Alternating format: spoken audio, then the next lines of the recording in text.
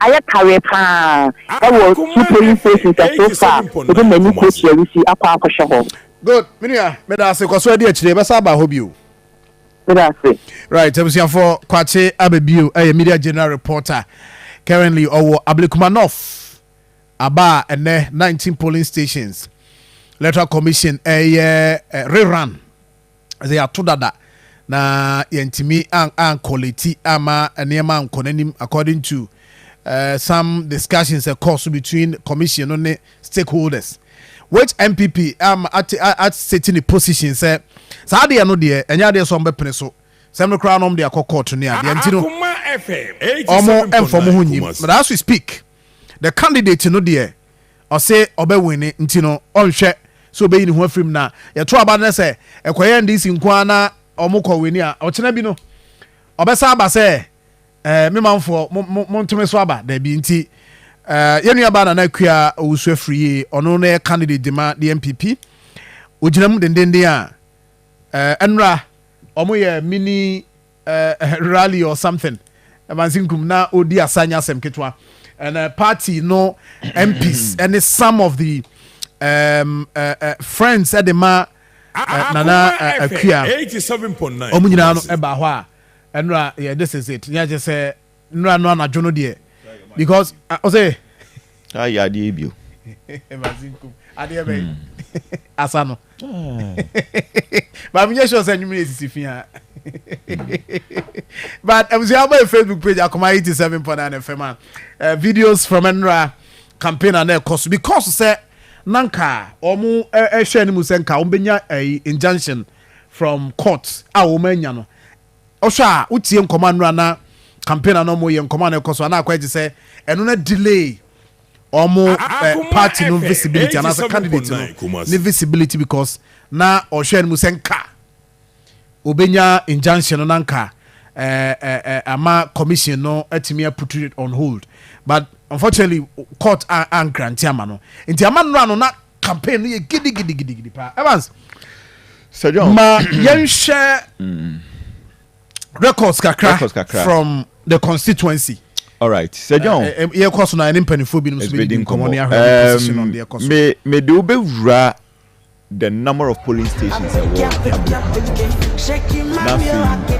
a 19 polling stations no the total number of electorates are almost so to about and also make catch roll now before say me do be wura Sir John me do go way back in 2008 Akwatia constituency e yade say ene asemu aye ken 2008 ABC don't forget the 2008 elections.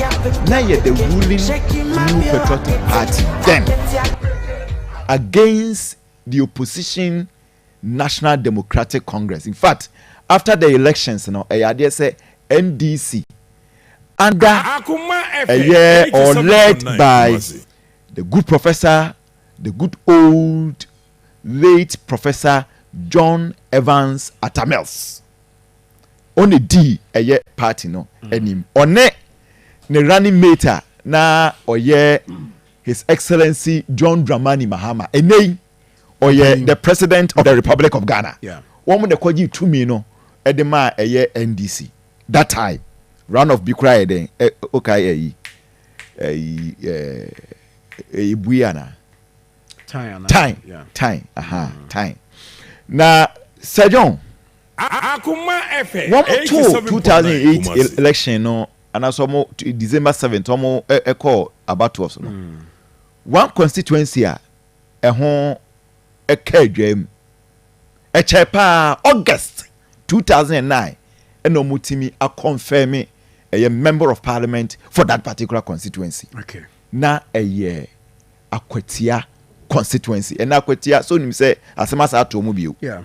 Eneskumi we free was a by elections here there ebaso Akwatia so won semo enti Akwatia 2008 omo enwie 6 polling stations na ya again Dr. Kofi Asare of the MPP and Baba Jama wa ankasa ayankasa adamfo Baba Jama of the NDC now omo polling stations na ye 89 polling stations That was in 2008. One to abani we no 6 polling stations na ɛho ɛwɔ asɛm. Ɛnyɛ different from the ɛnɛ yɛka ɛwɔ Ablekuma North. Infractions. Uniema nkoyi gbagbagba nsɛm sɛ nwonwan. In fact, asɛm no kɔya kopie mu Kofodua High Court. Emma Kofodua High Court ma ruling. Emma kopie mu ɛwɔ Supreme Court. Emma Supreme Court kwahye the Kofodua High Court here then ɛka no. That was Baba Jama. Na judge for and answer Supreme Court judges 5 for omotena sa case ni so e rule say e was say omoye rerun e wo eye Akwatia constituency no say John ene the acting chief justice Paul Bafo Bonny na oka sa judges no na panel na etna Akwatia asem no so no one the retired chief justice no ko be chief justice Atuguba be chief justice he was a member of the Supreme Court justices and they were called retirement. Atuguba was also part of the panel.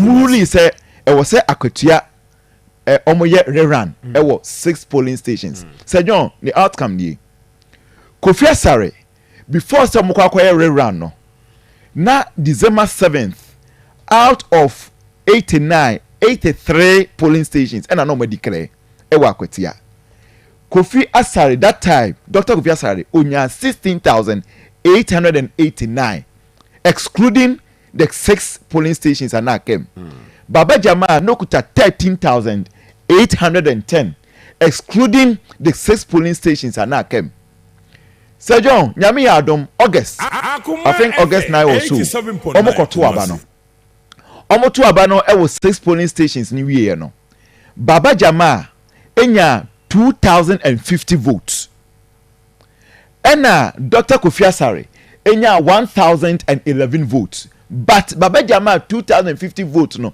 na enya enough to have won him the election because ohwe number onyan e December parliamentary election May na onya 13,810 it is only 2,050 ni beka ho a onya a total of 15,860 ena Dr. Kofi Asare also nya me 1,011 votes no organa aye from the 6 polling stations no odekoka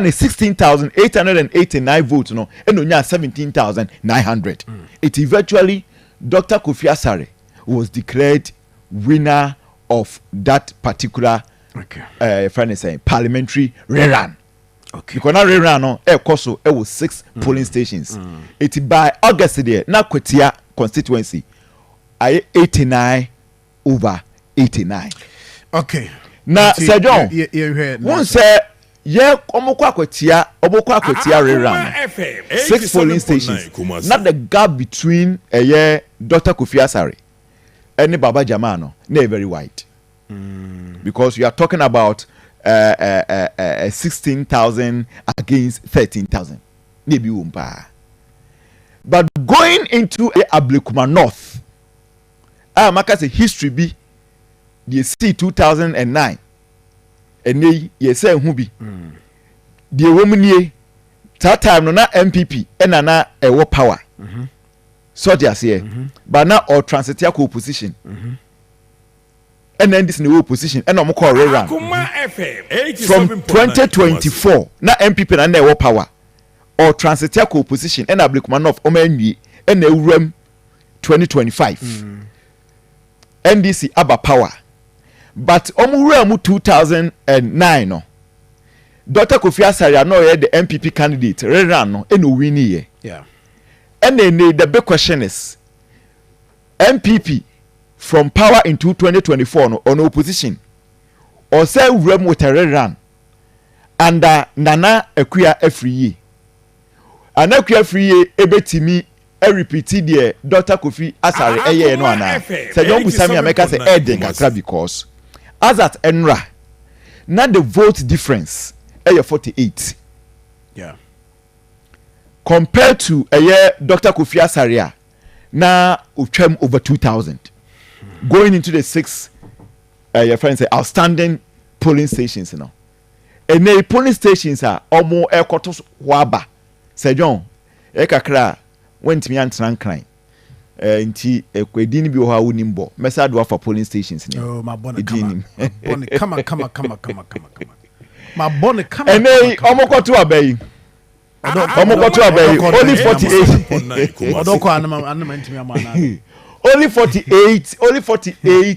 48 votes difference. So they are here. Sir John, Ablekumanov ewo a total of 281 polling stations. And nipa and I say 19 outstanding.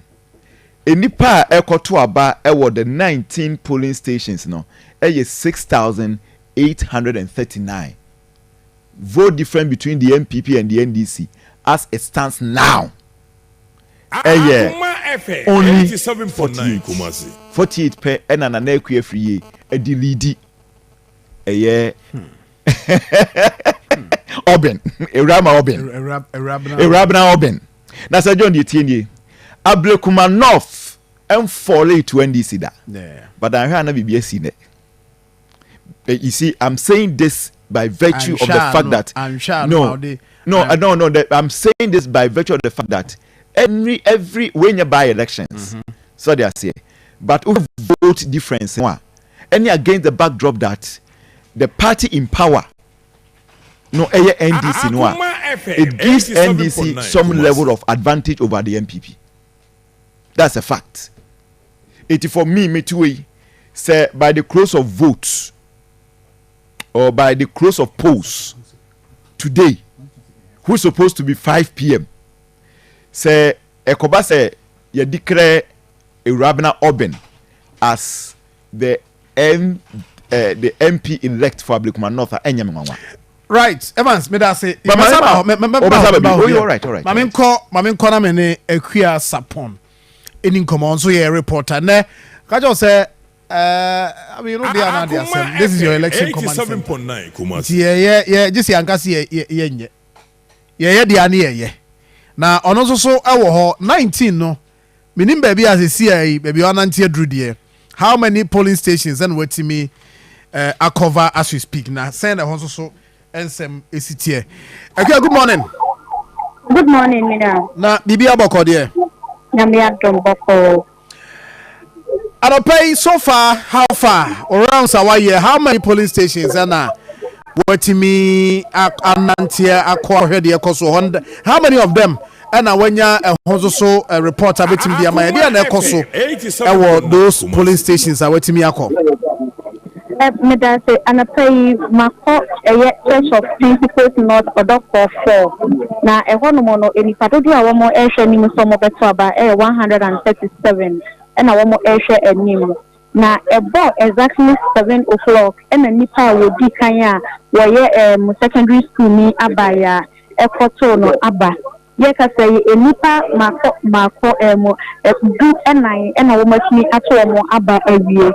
Church of St. Paul's North or Doctor 2 so we call motion anymore 67. Now 67 or one more aqua. Now to say you better say 2 polling centers now a wahan mo say security for a wahan mo say ya do swat I want more better abano because a first before a waha and a now one more hand mo say the green pick up police set me back then also normal begin hand mo say and then you almost say a movie echo into to be a very tight ewo eye 3 man me hanu mo say polling centers no eye 2 ewo hanu mo say no akra mayor honorable Michael Papo Alose one so no ewo hanu mo say dia de ye hu say oya ne say youth na eba abeso abano ebu ha oba no ohu so wogina ho no nya emeki eni mo say oba ke na wasia no na ne woni wo mo adi koba woni wo mo akasa ya ne MC no sha mayor no your guy and our youth so your guy when you want no one there almost vibe ewa hand mo sense that is bad because say at that time around that area will be better about there na yes we campaign and I will engage you no say adentin na wo omonchen no mo kasa wase yan say obi ho no ma na ba mu abu enti na wase otimi ne kasa say omo nto aba no e ma no candidate say rab na obi na ono ni jamu jama NDC no enti no no ni de campaign ni de oda so a eye e wa ha no mo say pepepe ni ka say enko e no e wa ha no mo say na omo aba na omo obi aba no abeso ne de na obi aba na say e san we say no eye de aseri e na wo mo e pre enya wo mo NDC no emma bunu wo a wo emi ho kwan so wo eto aba nyina eso so e wa ha no say ya omo nyina e hwese de e koso e wa ha say so ya ya kasa mayor na na eda so ene okay mayor eda so a woni wo mo a wo mo eba abeto aba no ebi kasa okay so say no na mayor eyi ebe ma wo mayor because akwa unya bibi abeka kasa nyakupodo kasa unya bibi abeka ade na ekoso dia kasa mayor so mayor chesa wa ha say we hunu na say wo ne wo ekasa ya na so wo to we kwa ba wutimi kan se ne sama fa so na ne wa ma wusa enti na ba bia wo na mo bia wo mo edi na kisa chesa sika na na order so a watch na mama hwese mene wo mo a wo mo e wa ha no say no ebi enkomo say aha say ha no say o se na wo ha say we de me di wo kuma se akoma FM ya wa kwa ba pacho udi na wo ye hwan pacho me bi asapato si akwa the second ewo ki mami odoko ki mami elecha area I have to many asafodini obi ansine na me diso yada say ya to obaye bosume ensunye afei na wo benya MP say na feeling it say na feeling it say but say me na MP de be ya me fi ma yin fi wa me ndia me kwa kodan no na de me hwehwe e wa ma me area no no de abrani nti no emi na onya me se ase o se to aba na me na MP nti maka kire nkwala ni nyina ase anase youth no nkwala mema ni anani nyina ase de atiri so obi anya ntobase na mu to aba no e wo me feso na obi so nkutupa enkoye dedebi anase onkoye bibi amotene bi asembe tunu nti sana mu hwehwe e wo me puntu no mo sase me pese me man e bebo enti no NPP as now to 28 years e wa ha say ya say na NDC so but uba press NPP to us na open so there be me person NPP ba yes the entry America san for 28 years ni but about 12 years oko jo apia about 8 years oko equity about 4 years oko shila batay about 4 years also oko and on catch us on the abua father sister that go to am yon tenisa to see a person woman ban na was so 20 woman to na bibi amaye ya that ma ye ne amante ni bi and so far am politica na when politicians what to ni bi money and just cow and is no yakubu mu na da to mu ra abuna o no go na no say omo mu just free Dabi tobo mayor sika na wati sana kai wunye mayor jijeska bia mo bia wala si mayor jijeska yo ka enu enzo ni dabi ni akasa na muhu ye enu na mahusa wa ya ward wa hapa enti bele wunye dabi bia enu ya ward na ma enu fe jijeska ward na ma e ko no mo be ya ye no ye no mo ba ku ebi se omo ya fofo omo di bi tobo asama akani asamtese woni ye for beku na wa wona mra nyina wa join say ibini ya wo beku e bo se dey me ka sa ni say ye di anyway e police ni e bi station no ya ga be le ki no ru bi shi tu ene awo 7 December Ablekuma North Methodist ye officers on the 8 December abla ye ya ga be le ki no police ni enye landlord police officer I appreciate you too. You show us now. Oh, Akua Atimenka. Akua. I'm a violent person. Akua Atimenka. Ninsami bo ha. Say yentimima. Ebi serious allegations ah. Ye to aba say na Sateba Bontia. I wish say menya Akua nanka. Mabusa na how police. Ya da say ni ya de ekoso wa ha say no e manche no mani to ayɛ sepa sɛ sɛ ɔmo kɔsi abasia saa. Okay, Ekua. Akuma FM. Ekua Otimenka. Meso nka paa. Very good. Na me bisa sɛ ɔmo kan nyinaa no, then our focus will be on security. Say na police ne bambofo ɔmo arrangements esitie. Ekua Otimenka. Ekua homa no article. Ano pɛ me emfa sɛ na ni bi. Emfa Providence Healthcare. Providence ekura mu a ene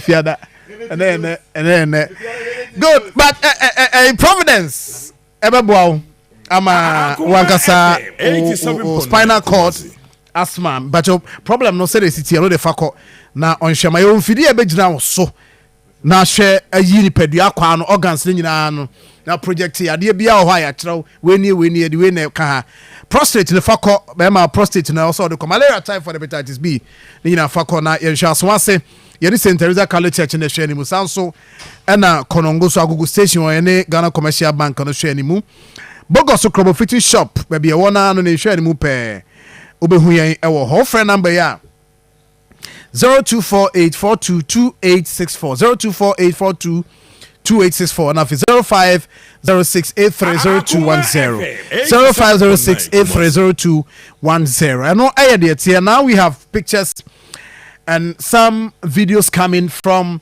Ablikumanov is here abo nongochia nisa nti o share your reporter ba na just say about one no ahyase a omuguso omoto abade nti Ibrahim Atanase Remso ba election coverage ene ho niema onso so what niema sepa suade nimade aben ewo coverage munti anopay okan ho enyina no ye ka bom ne de dwumadi aba e live on Facebook akoma 87.9 FM all pictures videos angles biano we are dropping them now ewo your Facebook page akoma 87.9 FM Ibrahim good morning.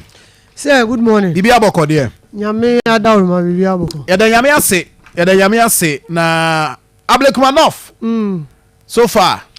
Omo ahia kama in fact information na metie the director of operations police. Yeah. The interview TV3. And no ka say each polling station no omo deploy policemen by 100. Okay. For each. Enti 19 no na say 1009 no. Wow. Enti omo make sure say 87.9 Kumasi. Abano ye betimi ato na asumdwem na ye wie na asumdwem.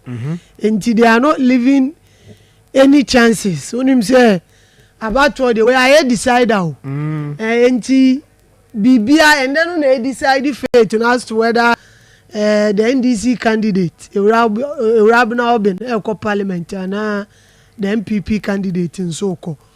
We are just hoping, say, anopano meti say polling station bakona issue see military man be corona boys in see there be omumpini say the new guidelines military officers and deploy omunko very close to the polling station aje BBS gidigidi aye hia omu service.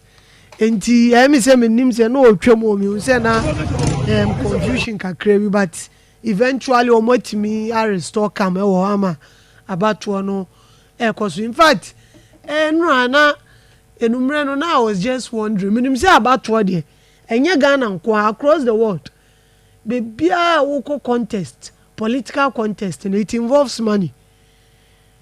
Yeah, kaze na Ghana is the likes of US 87.9 say catch uska almost spend omo we omo contest and yeska ketwa enti ebi wa but no we were left with just less than 12 hours to the election. Yeah, I mean we say it's be bad for 10 be 200,000 Saskano so okay kambo mu yeah be almost 900,000 me okay well maybe say for omo polling station agent na maybe I do beto aduane atwa omo ka because at that particular moment na me shede wu scan go say scan e bia na nka de t-shirt TNT rounds no ni about 3 days 5 days to election na nanka more reasonable than enrabai I scared yes John obi enu a ompesika ubusa hawa and say the scano me sure say be call about more activities maybe sir maybe omo dey man dey compensation but it's all good say support in fact and now say na party na take stance the new patriotic party before omo be court no say omo but Mama no because 50-50 chance. Obetima win it. Mama prof any comment on that. Professor Samuel Adujemfi, a political scientist. Mama ni comment on this very baby adi ashasi baby ana odi koya ho na me so me ne be ashasi dey free. What I said the decision say mama ne so be contest even though party no ama omo position is clear. Eye good ohun say eye say maame no beka say oh party no the party not taking a position say onko but me as a candidate me so me share me future me tima win it and I say I mean bibia to me see say my tima win it kra no there are some people who be disappointed in me maybe I no mo hear me say me ba mama these are things I hear share prof good morning ajo sa pombo ko here na o so ya me adom bibia boko ya da se no paper my question no baby ana me free the party's position any candidate in position party ni se yenko candidate ni se da bi o se me ko a choice a candidate na ye no from where you sit we give say so candidate no agree no one party no it's a party in 24 the candidate in the yard.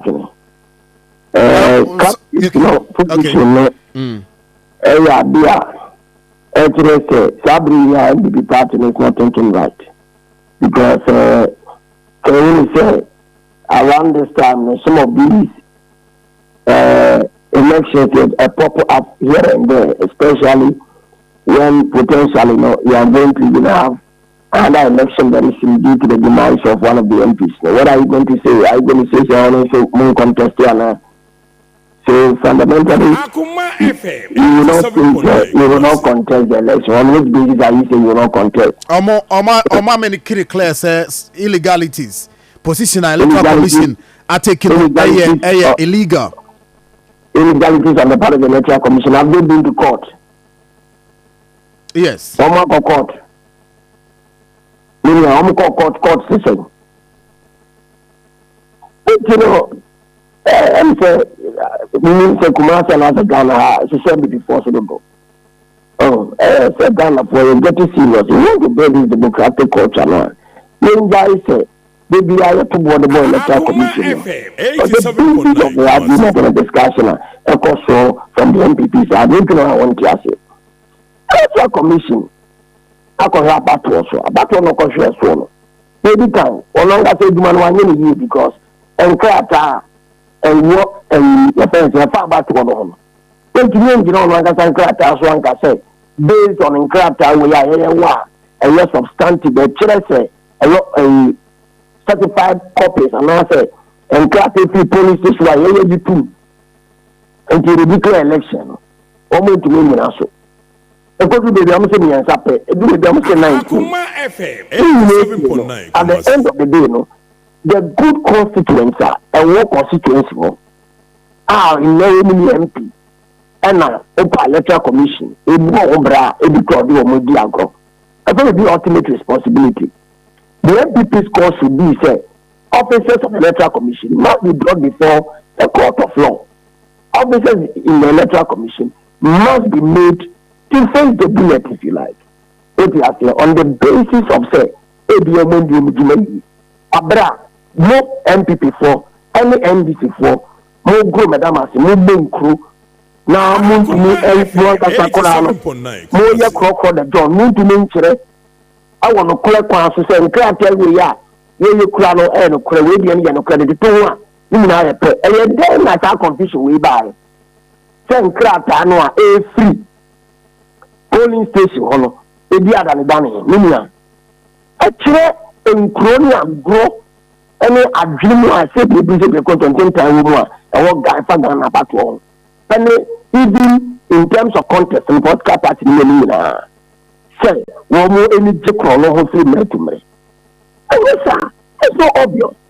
Say police station, you can't say crowd. 87.9. Any said only blue and not pink and not violet and not anything.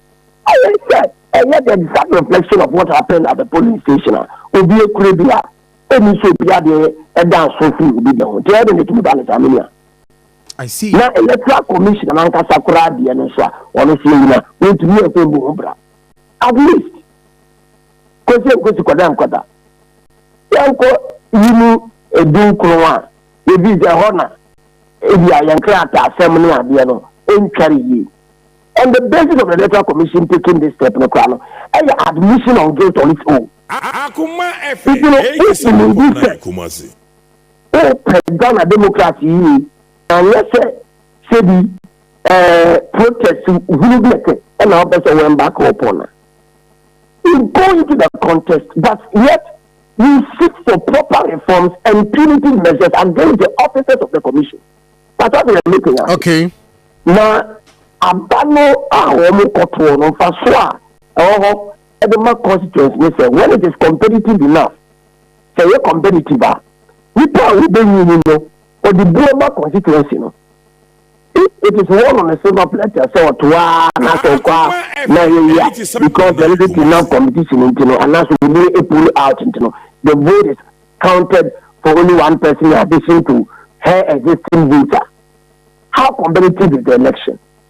It is not making it competitive. We have done a democracy now. What show? Our personal fiat whim and caprice now that's not satisfied. Not the interest of the state called Ghana, not the interest of the constitution. Prof, do you feel say position of the NPP no because they feel say NDC were the incumbency advantage and for that matter what I've talked about and they may say with the margin of 2 million, the outcome of the presidential election, I mean, it's almost indefinite. Say, a bit may have a major impact on this election. It is clear in their minds and in their hearts. Almost to me, and pretended what you are saying. And I said that is not the key factor here when we stay away. Because it is quite clear. Say, with the 2 million margin in the presidential race, you may not be able to tell the vagaries that will come between the police stations. It may follow a consistent trend. It says the NDC candidate may carry the day with all the 19 police stations because of the massive presence. NDC fundamental the excitement to say for more elusive those police stations now. It will look like a referendum of the 19 police stations against President Mohammed's government. It in many ways, they are of the view say the people may not tilt against the NDC government around this time. Omani seem to be in bed with the government. Having said that, if they equally have competence and confidence and one more candidate no omujini say now obey a good representative of the constituency, they will back her up for her to make a good showing even if she doesn't win. It seems to me that they equally do not have confidence in Omo candidate. It doesn't matter the earlier skirmishes and the challenges which are they are every devil the whole process It seems to me say they don't have confidence in their candidate or more presented. If they have confidence they would at least stick with it. Okay. Should Nana Akua-Afrie win this election? Can the party use this victory say a clear indication that Omo making some gains because party is out of it? Candidate other few people be Omo no ben and then some of the aspirants presidential hopefuls near the candidate hopefuls be na Omo donated their support. I am asking this question because if say a Nana Akua-Afrie win near maybe another party will jump into it say I'll tell you this emphatically. It is the prayer of the executives, the national executives now, in my mind. Say, You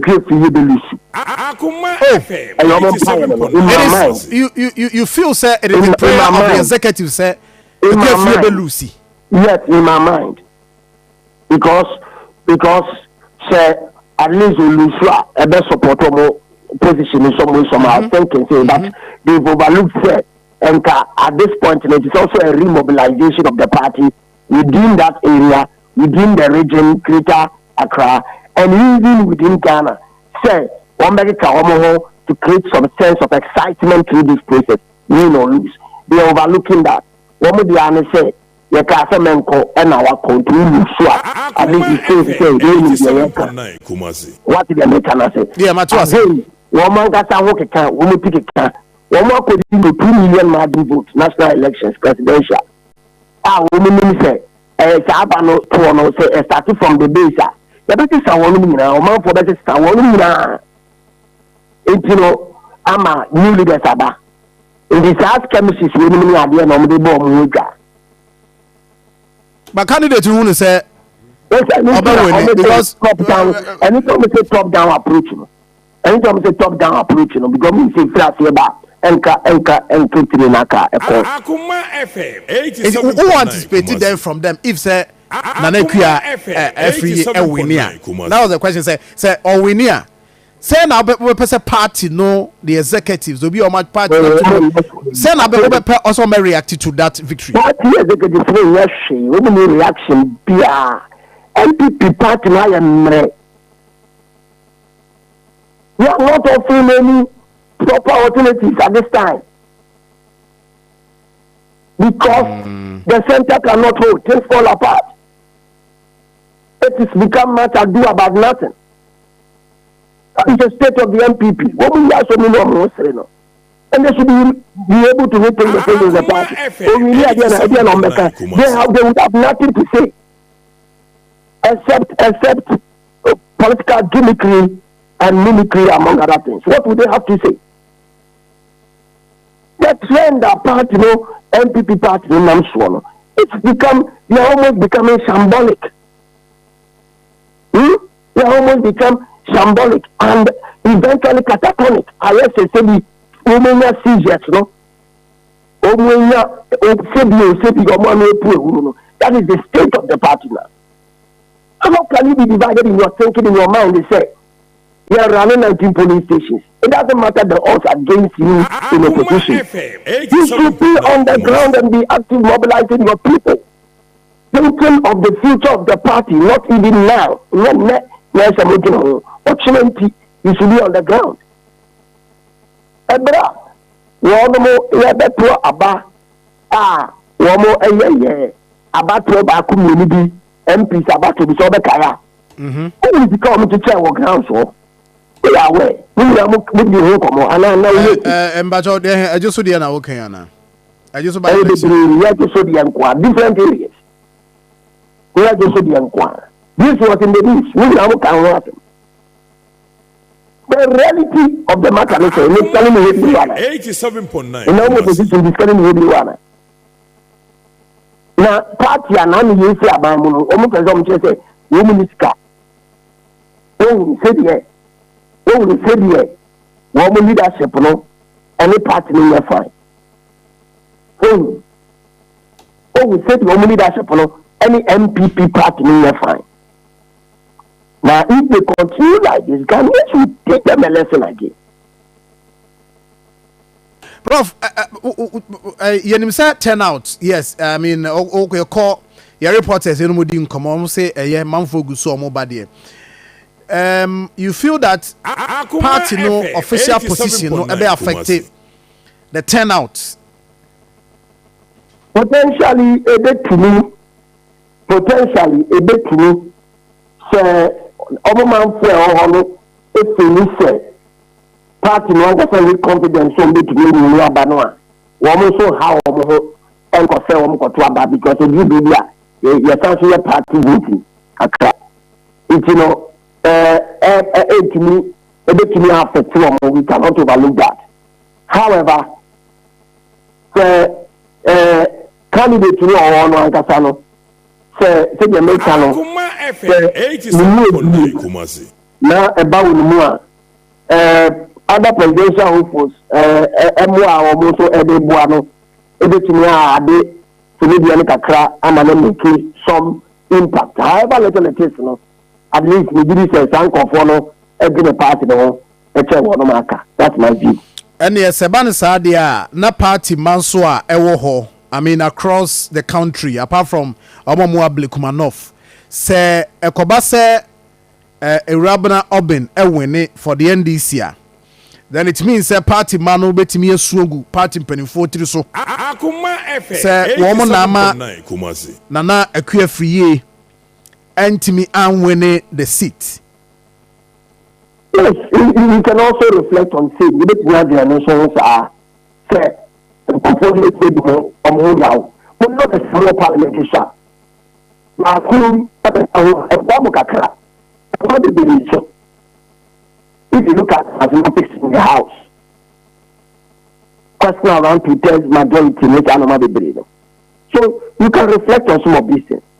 Sit me over here. Sit me over here. The question you ask yourself, come on, sit. Akuma FM 87.9 Kumasi. And you say, what will you say it as a basis to mobilize your front in the community? Part political way, almost the abandon. Yeah, feedback. But so it's a Louisiana, and I'm saying, the woman is car. We have called 19 police stations. Yes, sir. Hey, the others are watching them. That's a for sure. And the ocean idea, not just a party. No, I mean tactically. You to avoid defeat. Yes, sir. Also, defeat by Womono, Bejina baby say this thing. Yeah, dear, you know, young fear who they can so they will go, they will continue to pursue the matter. To have a good face, no, to save their face, no, the American they will blame it on the Electoral Commission again. Okay. And continue to try to blame it on the NDC government. Machination and manipulation. They will try to stay away from touching the candidate who did not listen to them. Then you better enquire banter between Akuma FM 87.9 and the party, you know, which will degenerate into many things and further weaken the party as it is now. They are already, I mean, mapping out their own strategy with respect to the kind of response they will give you or lose. But at the end of the day, you know, so every Ukraine I said the kind, you know, and Yadia, the existing executives needed because Emma take a decision, say Emma Yanoko. Sir, Prof, last question now. Nana Akua Owusu free. A candidate demand the NPP. Decision will take a man for whom say a year will go against the official position of the party. And I'll tell you this, you know, without question, need interruption, but I'll tell you this. It shows the state of affairs of the party. The party is not united. They don't like the current leaders, several of them. What do you have to say? And the candidate position is a reflection of that because they know current leaders do not have the party at heart. Only party no makomeni. Only is your party party no. It's a reflection. That picture we are caution. Actually, party no Marfo. If we leaders no, the party is the and at the end of the day, at the end of the day, one more leaders. These leaders are the leaders who can receive 2 million votes in the national election. Okay. Vote difference was around 1.7 million. And I say almost 2 million. The counting class only said that you didn't have to FM 87.9 but who follow the election? You follow 87.9 Kumasi. Of where we are at now. If you have 1.7 million, 1.7 million, okay, radio can assembly. Running into the more, you know, the basis of the conversation 1.7 what we are a gap one every 2 months. Child leaders we and candidate flag bearer and a one. And you think that party follow at this time our confidence in this leadership. Ladies and gentlemen, we are sure at this time the content party the mono. Sheepishly, we don't follow them sheepishly or dogmatically. No, because they are rational actors. And the rational actors.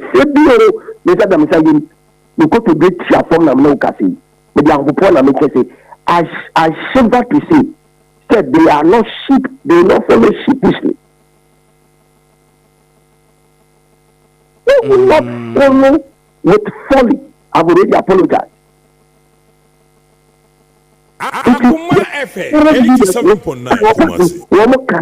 They will have reason to question their legitimacy now. Because women say they are failed willfully and they cannot accept every strategy they put across. And I'll give you an example. I said COVID-19 by any idea versus one summer banning idea. Abrafili America near they talk about battle hesitancy in Africa. They tell me blame no idea can want idea. The question Ghanaians and several press and media said, the history of vaccine trading, the history of immunization trading, it is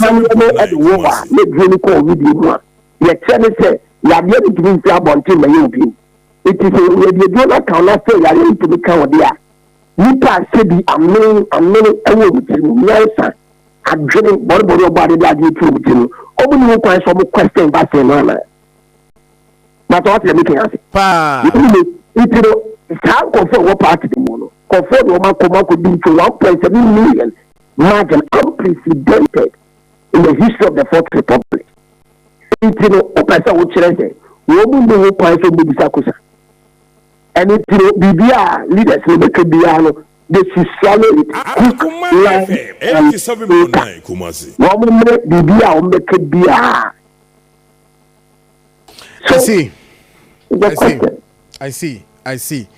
Prof, you best about hobby you. You go so I did you made here. BBR banner see us about hobby in will come back. Okay. May I say? Therefore, Professor Samuel Adujemfi, a political science lecturer, KUST. And you're not doing come on. But what they say, Jovido Bako. Na Jovido two coin. Jovido Okoye Juma. UK, Canada, Australia, Luxembourg. Friend number was 0200242506. 0200242506.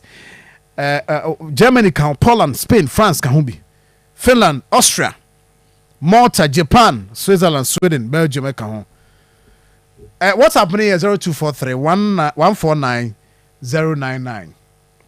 I know you're the Ibrahim.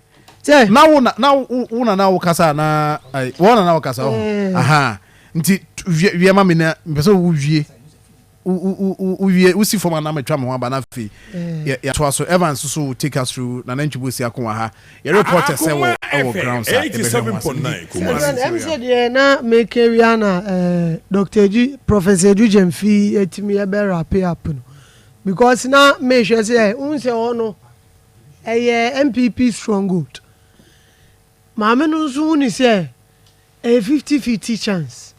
Obetime win, obetime lose. Say accounting na party no because say John say party no. Eso omo support to say obeko contest no.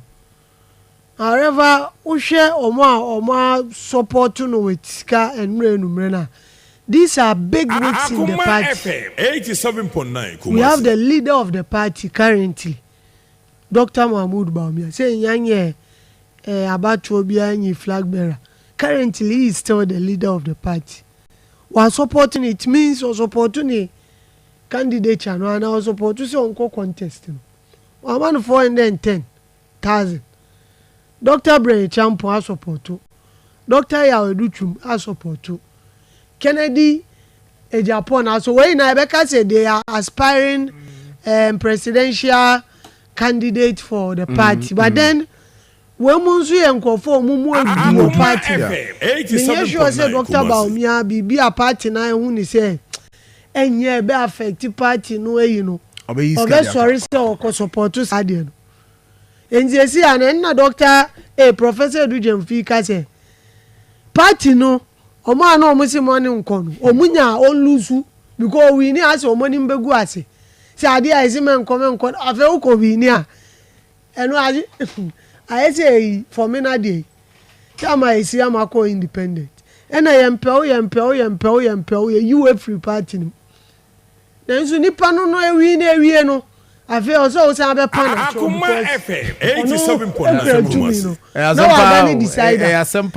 aha enti nipa na adwunu mu ne de obepese o lose say na waka say o say me ka kire o say menko ye njai na ade no kra no o ma ye na ABC but o win a eno nso na ajo ko panacho enti ehwe de ebo mpa ni say by 5 p.m. no na yetimi ato aba no asumdwem etimi account na eventually yetimi declare winner because say John you were 7th month Ablekuma North still na no obi enya no member of parliament Akuma FM 87.9 so mandate say they dey na kai na enya mpuntudwuma so mo ko hemra na mo bua DCs MCs no mo mutimi di mpuntudwuma no eba omo mpesua so enti hwe say abato na betimi akobo okay me da say ma men ko ayi ho Evans ma men ko na me wi maba na ntusi akọ Sir John ma men twa mo brother ma men twa okay all right ma men twa mo brother si na me ba na fe ahye what I said here na prof eken ezi aye kase nso no parties ni miru nyina na accuse each other say omu chiska NPP see NDC for chiska NDC for CMB for chiska ba cho tweme me ba sisi e ba e be di san komo no ne asai akọ ne akọ de ekoso.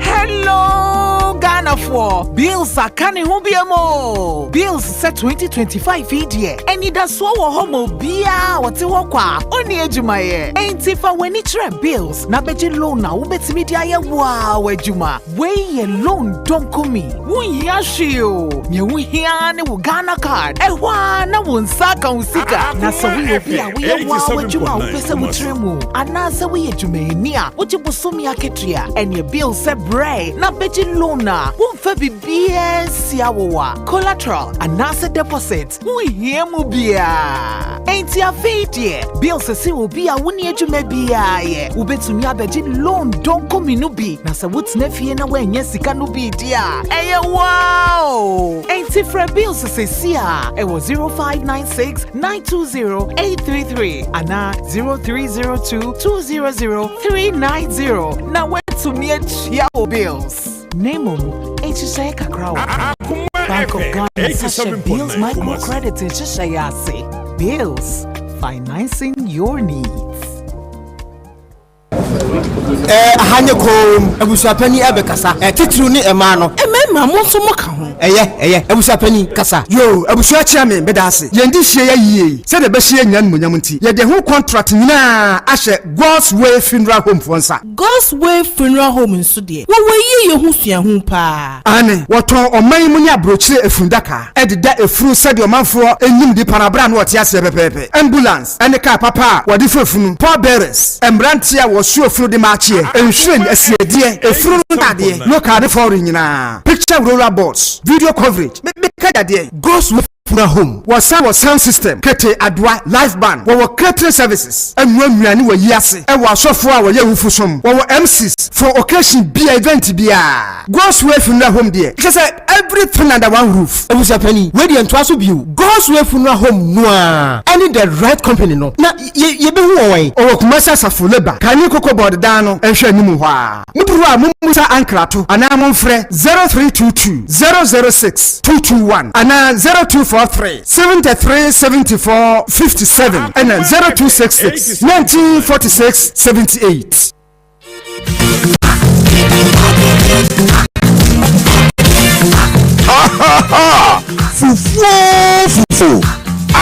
from Fufu Party, the Oyanwa, free. We are the 4th edition of Akuma from Fufu Party. A few day at Brussels, Momenta 9th August 2025. Our Soko Municipal Assembly. We was for MHH School Park no so. Yebe difufu, ya shinkwa yeria, ya winaka ho. Wo nyoma bi ti support here, Banchi, atosutie enam, ana Akuma FM 87.9 119090.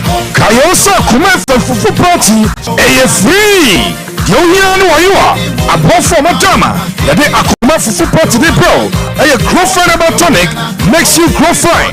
The team of Global Clinic, Dr. Time Daso, Akuma from Fufu Party, free. The only one you are. Your media partners, TV3, Onia TV, freenews.com, and OniaOnline.com.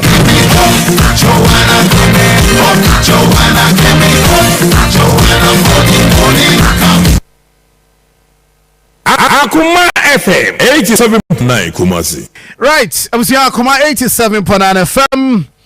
Yes, Ghana Akuma so na uguso awutie na ene ye focus Ablekuma North rerun. Yes, electoral commission rerun for 19 polling stations. And hon common uguso ayedi expert view na yenso ye ka ho na ye reporters so dey but anopai yenye this one brief minua twinbo akodua makaja nse on de se otwam kura na onfa hanchia me nti anopai wa fa hachia mo na ye NCC municipal director Akuma FM when we twam dia say twinbo akodua makaja otwam bra na betra me nti oba betra me oba one minua ba Messi Adoma Besia I see Ashanti regional director de ma National Population Council Secretariat. Now, and a World Population Day. I see. We need to walk with you. Walk with you. With your sense and tell now, baby. Them catch us, NCC, your home. Say, I would chief for Mama, me, Chamu, me, Metiana. Now, we are fine. Education is very important. Said the Abbey Cranoa. Ablekuma North, Edia Muye, so say very important. Yes. Is a bit more accused of Muncroft. We say, okay. Sisi kache ni ade koso. But NCC, ni na ya masadi ya politics. Yes. Ube 3 years for say my nyina yuso. My nyina sikaso ntwaba. It's true. Nemu yen share how I beat me. Yes. But anyway, na your national World Population Day. Oh, sir, afibia sare eno. FM 87.9 Kumasi. And my mama ni aba besia. Yes. Akwa na nango man for say ladies first. Yes. Or chuma Jesus say be mama wa ha.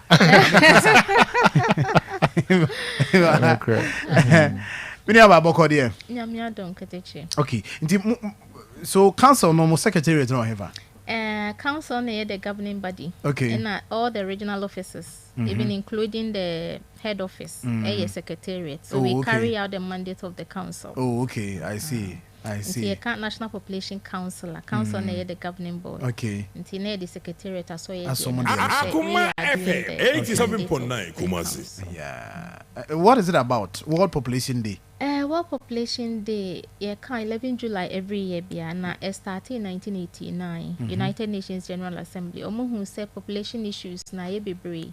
That time na we are saying na ye 5 billion, and there were a lot of issues that needed attention. Into United Nations, ye say, on be too sad and nesi ho na ya dream and near my koso nipa ya sitting mu ya want some environment, anything concerning population. Anti afibia ya no mama ye etrasem ejina so na ye dwendwen ho na Akuma FM 87.9 Kumasi. Influence maybe policy reviews ni niema na yahwe how a ebitimi abotimi amufo. Basically ye can population. Nti afibia no team no ye saying theme ni say empower the youth to have inclusive families. Sustainable families. Basically, that is what the theme is all about. Okay. We're empowering the youth to have sustainable. I didn't know youth no be I didn't ya. Sure crime said the last 3 years a free 22, 23, 24 even this year. The concern is all about the youth. If you are globally youth population is in penny for a Ghana Hakra. As at last year, not the youth population is about 12 million. The last year, nothing we were looking at the power of the 12 million. A DNA for so many being free almost.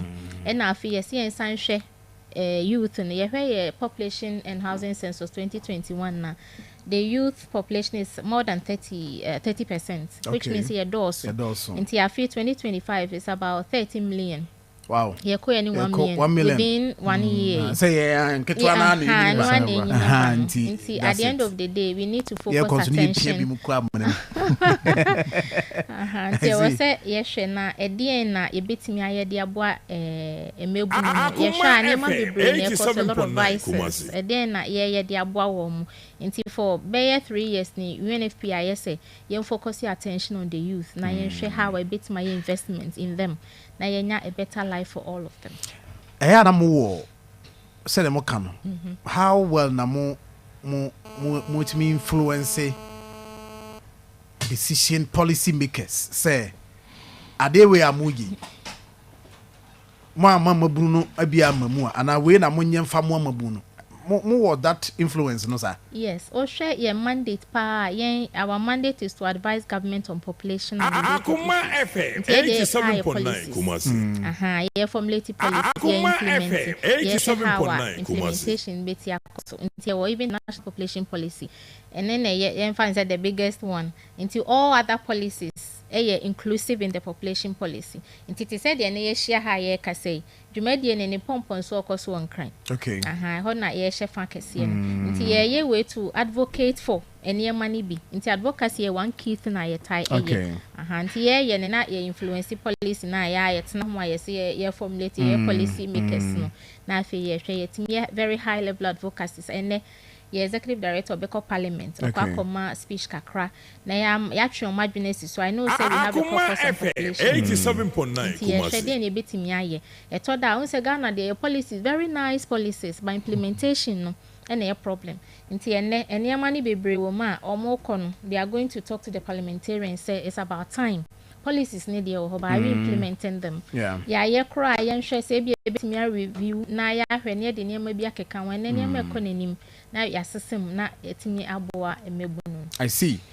Apart from that, I could remember but apart from that, more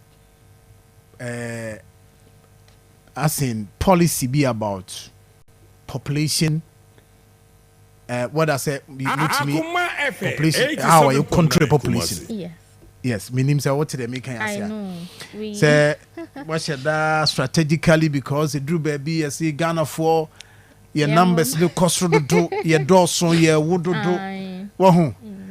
Adiana more year to control our population. Anyway, we manage a population. We manage it, okay. To manage our population. Yes. Baby. Into the first and fertility.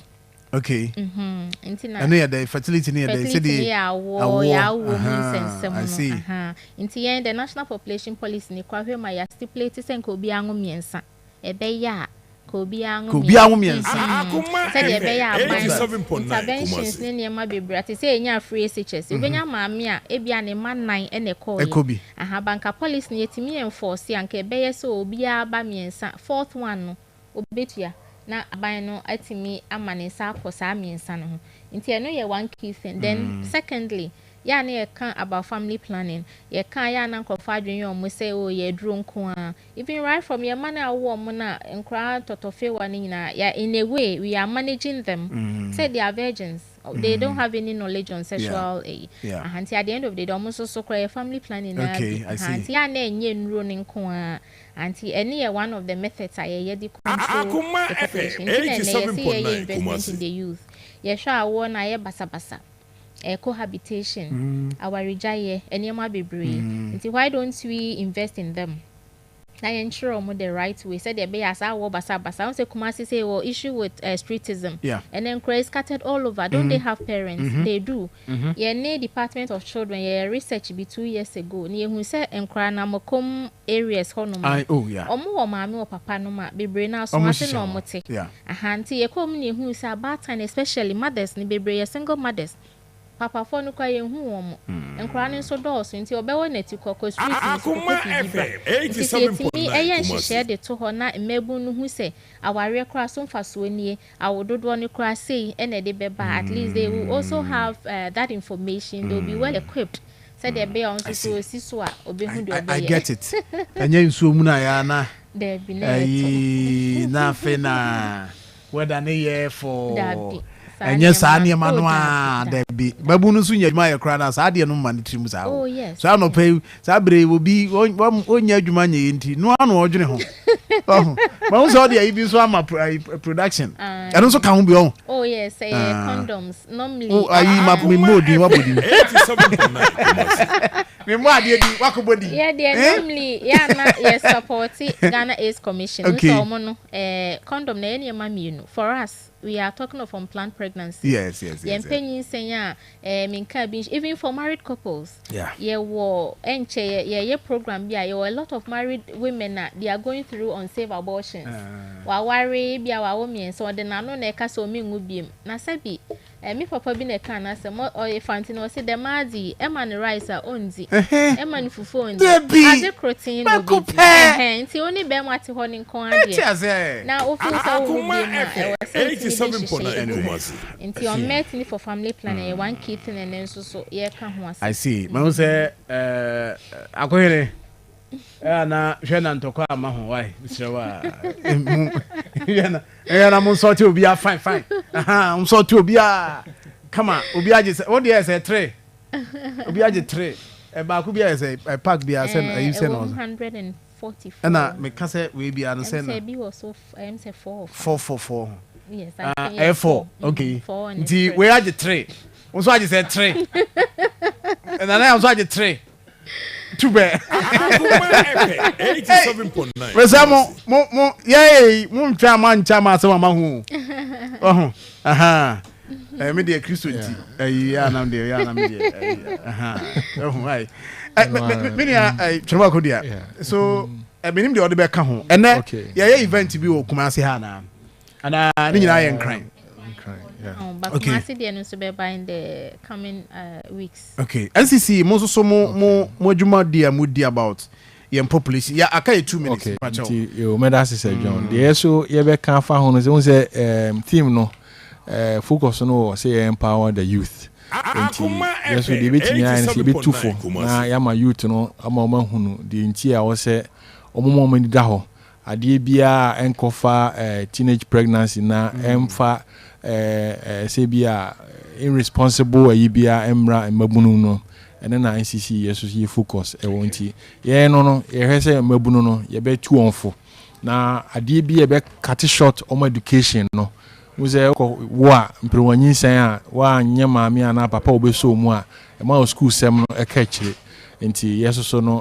kwan e be fa so e be tu mabunu no fo no aha no na yeso so ye right Akuma FM 87.9 you know me Messi Adoma Besia odi ne besia bro camera ni okay besia I see the mbachode na chacho we can we finally no the can say mebunu no we have to be very careful especially some risky sexual behaviors no the hit and run and the social media no I will even make appeal say content creators no na omon create content manage say be drama sem ko na ye oh my guy yen can be about marriage we are talking of sustainable families na yen show power ye besi atia na yen sorry muslimi for sorry na nye say bia for ebonko we need to talk about marriage talk about the ins and outs of it. Said there be any panic coma or be well equipped. Now, made us see thank you very much. All right. And now your little birthday. Ain't you know, Mumano will be why.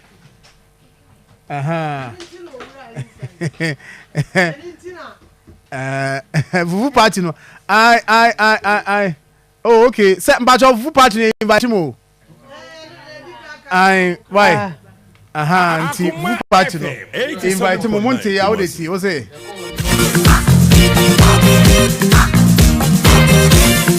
Ha!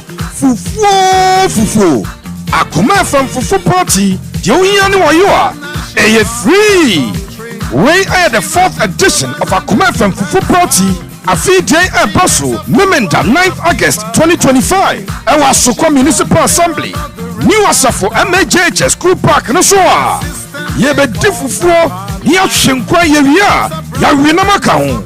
Wo nyoma bi tse podia panchi atosodie enam ana poso de boa Akuma FM 0209 119090 Kayosa Akuma FM Fufu party free. Yo here no ayo above for madama yade Akuma Fufu party de pro grow fine about tonic makes you grow fine. Midima of the back clinic time that's so Akuma FM Fufu party free. Yo here no ayo your media partners TV3 Onia TV 3news.com and oniaonline.com.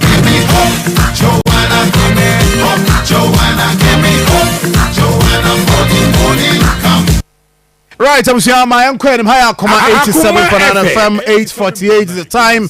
Oh, Fiana Kuma all over. Now, yentie party for we party for more blame say go for jiska and amunyiska nkotraba join us live on our Facebook. Happened so far. Well, good morning. So far, so good.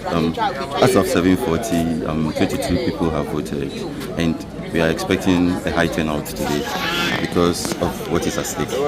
We are expecting to come out victorious at the end of the day because we have done a lot of work. Because prior to 2024 elections, there was a deficit of over 23,000, and in the last elections, they are saying they won by 404. So you know that a lot of work has gone in and today that the Rabna Urban would pick the spots today, but I mean, as it stands now, per what the EC announced, 48 is the differential. Are you very optimistic that you're going to surmount this and then win? We are very, very optimistic. If we're able to surmount over 23,000, this one is just a tip of the iceberg. But this. Good morning to your listeners, and I'm very surprised because what we were expecting this morning or today, it hasn't been like that. Everything is smooth. The Electoral Commission has worked, the security personnel has worked.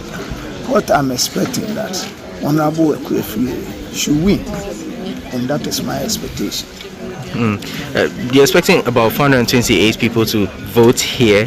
So far, the turnouts, what would you make of it? About 25 people have voted?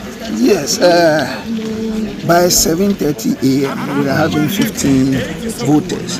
As at now, if I should refer to the time, we've recorded 32 voters. Okay. 32 voters as at now.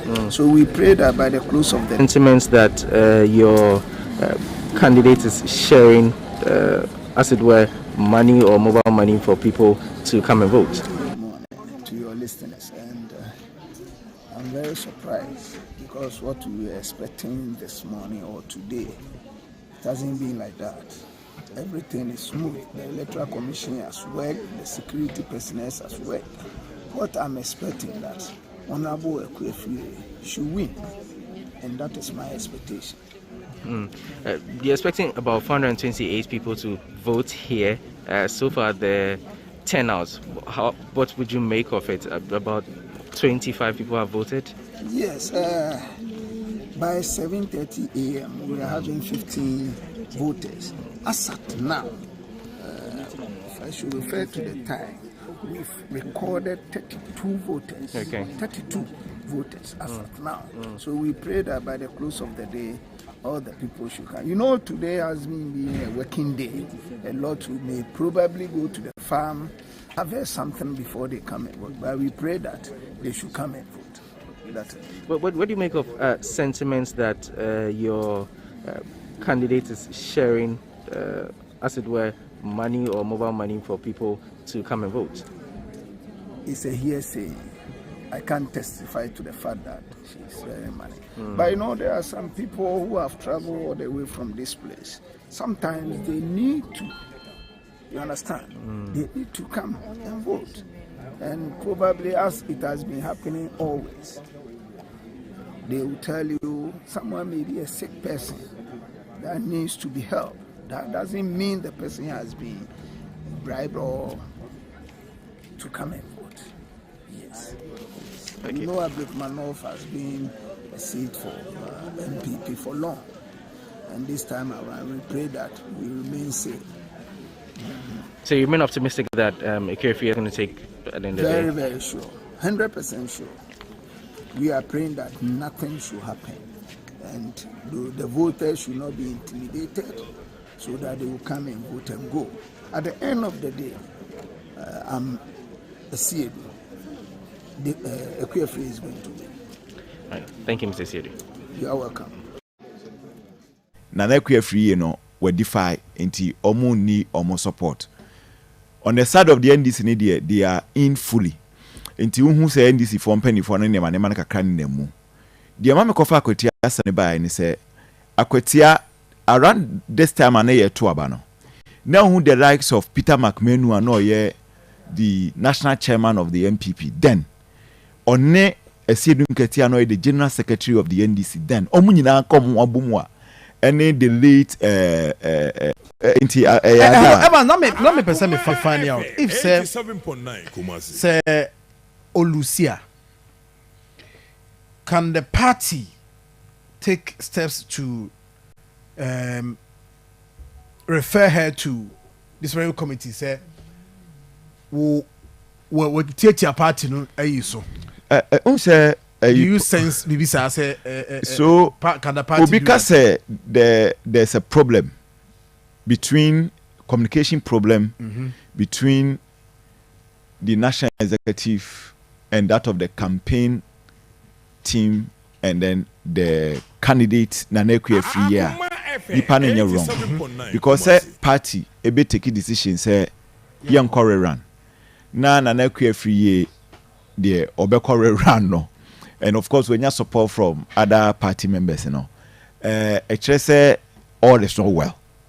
This is beer on person obeka no correct. No aka say beer. So enti anase bia nkomo bi akoso wo a dam between National Executive Council of the party and na Ekerefi ene or Corey Rani ena yinimu ana because abontin ena National Executive Council led by Justin Fipokodioye, the General Secretary of the MPP, and the national organizer of the party, Harry Nanabuache, Ekwabli Kumanov Koye press conference, and ya say rerun omobeko. So omoka senya ya say rerun omobeko. Enti ayeda sorry ya Nana Ekerefi so rerun. So said they make an notice here. Enti yenim di akoso, but beye mengwanwa say in an event Sebia Maminu Kuluswa party don't take punitive actions against her. So that is Ebem one say ABC because yes menko ena wako akwetia na party no any Dr. Kofi Asare nyinaye in line. Now on the side of the NDC the party no any omo candidate Baba Jamra nyinaye in line. Into omu nyina koboa omo. So they are here in 2009, August 2009. But this time around, no, NDC, they are in line with their candidates. MPP, the national executive, and in line with their candidates, Nana Ekerefi every year. It is so we can say the day, and say Wabu party, penny for any mutiadia, any ebe from penny for any. But you see, John, yeah, history, no. Osha Ablikuma North constituency, if we say a ABC Samria, NDC winning that. In fact, the last time NDC winning, NDC winning once. That was in 1982. Under Adam Bakuno Teyebwa. And now Oye MP. Ewoho. But since the time we win my NDC, no, NDC winning view. Kwame Naba tells ADSU 3 ɔtena akonnwa no so 3 consecutive times 96 2000 2004 ofiri hɔ na Justice Joe Appiah so bae enso so befa no mienu 2008 and 2012 na nakua wusu afiri ya enei wo contesti wo ko rerani wabada 2016 oko one term ena Kwame Nabatels ono transo 3 terms ono the longest serving member of parliament for Ablekuma North no ono ankasa ne ba Sheila Benalup Battles enso befa no eye 2020 na nakua free ye se okoye ni homework yi osabai esa beji akonwa no in 2024. The big question is na nakua free ye ebetimi repeat the likes of Justice Joe Appiah idi oyoye na even wasa ahweso obetimi asa breaki ana we equal Kwame Nabatels ne record na afei so wetimi secure the unshaken constituency MPP rule for so many years obetimi asa retain seat no ama MPP a continue omo tradition na any 5 no ene be kire me da say now we come about Centronia say sini sutrama ai obi aje sutro say he no say what dey be police oh in fact na suntemu ho no ya the picture na beto so sisi and you betima join live enche ya the beto so na mahu oni yes say akwane say nipa nsa na be allegedly almost police in the born asum and o ye report no say ya bom asum na nsa nya na bia no na we sutro nzani we say mo na to be asan ho o say ya born asum we do know na dey chichichi oh that mean say be am as o say say ho a yo serial nya serial pa aha serial nya serial papa sa na che say ha adwen minim de siye yenim de siye ani ntiema asumbo no ba maybe say nya reporters na no na we na ni gra ni dabilani na ade hu ni you ase moja bia da na ni ase hoyi yes sana nti sa unim no yi yes amodi amo unim ni wa he asa na ni tie ehe na unim no Ibrahim ehe fa na unim abrante ya asa na ni tie na so yen centrally OGH1 sa makeup oh ti idea da se ho no nye ya mo pause ma me hwa de Ibrahim si sa na ni tie oh but that is zoom in any share wo pani ni aha Ibrahim we had that's also ni musa na yellowish ade anya moja de Kuma FM 87.9 Kumasi ya bono so trama asumbo e me say wo yi ni nsara na ni nsa ne se ne more ne say tin hu asumbo ede me anka me kaka ba we di fiada asumbo pa ka ode na ba kaka sabe que bra who sa na who ode na mu but amahu ai is why the superintendent on ai confisa pondi se me konsohwe bi mu a oh so DCOP me kwa mane bi mu a da bi em to nya nu DCOP sa ba wo se e promote ni rank me refi bi a wa aso ko ACP Kumasi enti de tia ne se mahu so ho mahu se me flash me na me ka say nyo oh no in fact but we might have videos on police station na dey buy ni different from when no ye on so ye odoko another police station ho na omo to aba no wa sorry bi ma voters ni bi abegu o se omo mpe se yem fa de ni mpie because omo see election rules they say yen to aba no open space say they ko sha sorry ma as a limited to restricted to omo ko to no nko ano oni aha oni e so ono ene onamu em say okọ be bia nti ono okọ from one polling station to the other omo ye inspection say the omo kan say nka police ni na omo su say obo nipa na so ko munyi ni free anu na ma police station. I know that Marfo and any other son. Come in free police station. Oh, I see. Okay. But it's good. It's good. So Mamene Crosby Annan. Crosby Annan. Any como our grounds. Ma main corner hona meneno any command of pay. Crosby, good morning. Good morning, Minia. Na bibi aboko de. Nyame adom. Nyame adom. But how wa emphasis here? Baby a ujina porting police station no dey na ekoso ho. We am one refer a Kwatibu polling station needing the Lord's Pentecostal C. Nanka I'll say a year and chair A, B, and C, but only B 2024 elections and that it's in Sendian home and to see no time almost sign to a banny being ever and a day.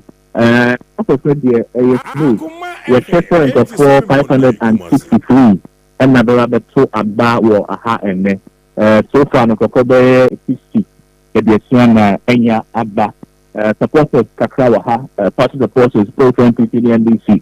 Kakrawaha finer. I see. Fano NDC parliamentary candidates who have now been the ordinary have and they supporters think they begin come on actually here. Actually, senior process here, but non person media for begin come on as of yes. It's to open how corner. Asonia, but they do share supporters who being stuck. It's a look at a yard and a bit of monster.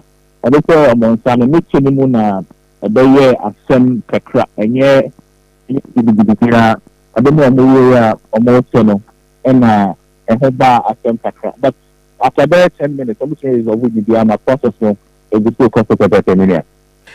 But as we speak, you record any violence we are home. And say na yet so say a man for Sicano enemu Sicano nkrofo jiska e bi emu moni ade sa eno so no ho nsem no mafu wo ha ne se mameno e free hano na obi bi share party supporters within sa and an increase when the baby party supporters within sa a and no channel na idea some kakabaya but almost every wow Minia me da se pa for that report you best about hope you why thank you very much yes Minia officer what say ACP ni rank ACP okoni o free ACP dia na chese ya me ya na adoma na oko DCOP oh okay and say no oko COP officer that's it but Andrew na okay quick one police ni na unsusu say obo journalist na sum no yenya ne picture wonya ne picture ai what dey there isusu say what dey there susu say ye no na enyo no anzo me bisa say evansinkum what dey there o rese ne gama na janwa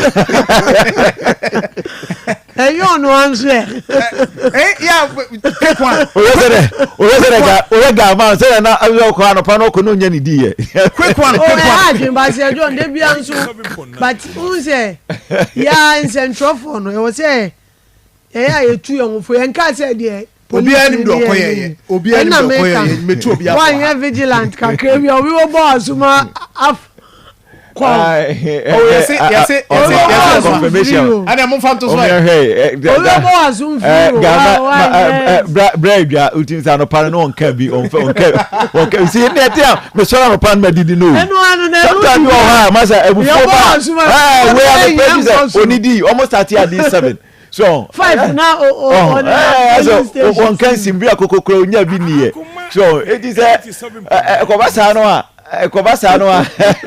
ma etigama be pass o de o hwe awa bo se masa gama sorry ya rutim se na on can simu so do ko sa no se ukoye we say sa no you see that is not to justify that is not to justify yes adwuma police for munim see any mo ana yeden adwuma ye ni mum ye no de oh say na ya na ye be tena radio so kan nyina see unya na me chire ho ba the boss of long fa na wa hwe afin Matthias ye unso e wo wa nti o tene sasa unyi se unya nko o twenity ene bia ne nsa no ne more ne tin ne ho do we have one share so eno de minti tire ti se court na be kire we videos in pictures na e bana afusi for na betimi me woni say it's better say MPP executives omo be issue letters see aka say aha ehoni eti ayini altercation ni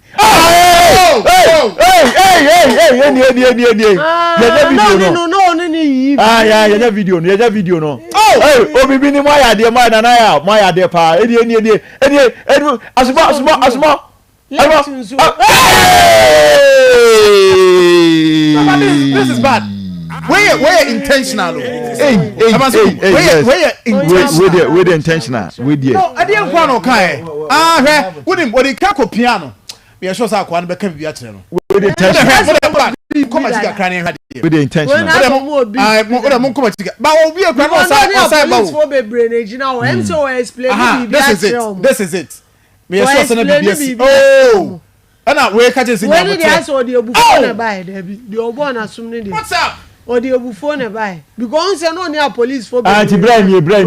So say me ka say bra, o ya bra kansi mu. As a sort journalist. Dumo sort journalist. Bema. Bibi dumo ana ana lumo.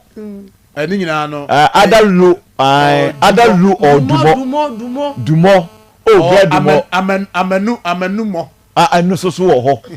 So but say na tebia ye mo for assaulting yenua century. My friend. No. She no so trust. pushing nka kwa person try not change mu kire no. And what the ko mu man. No, but that was you need your course so but once I want to identify for Jens and Trony there.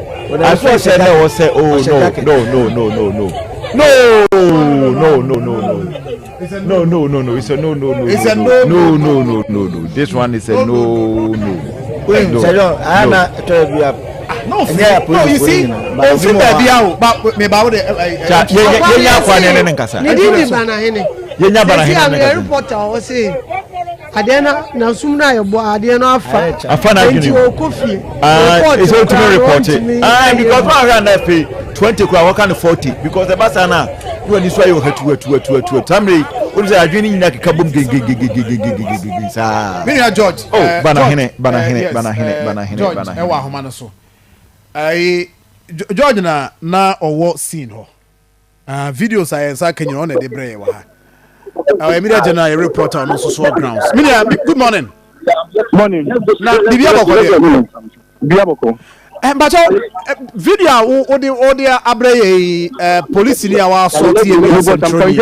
I'm getting an interview. No, it's my colleague and we are going to do the report. Yeah, okay. Hello. Media, but I dey na ekoso. So highway to Pentecost north of Dr. Gamashi.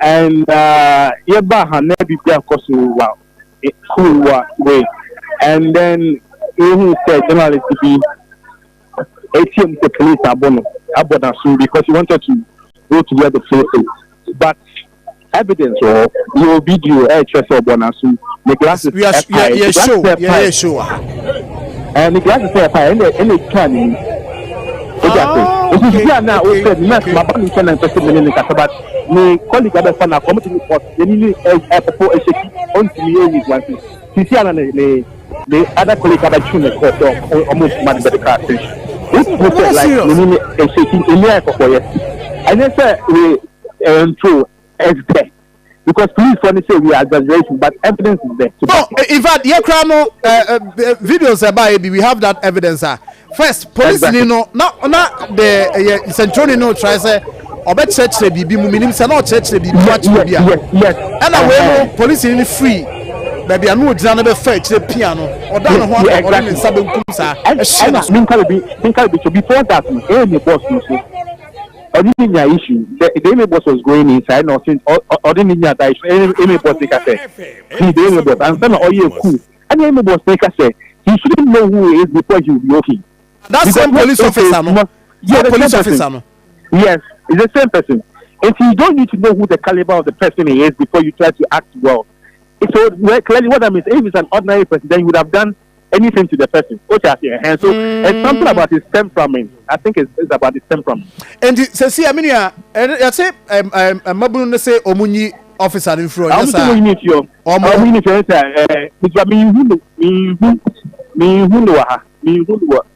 because we saw what. And a police for the police. This is from Commander Nebai. Honestly, he is there. Meyanos. No more them. In so no so on fear and co. In so fear, don't make a dominus to be fear.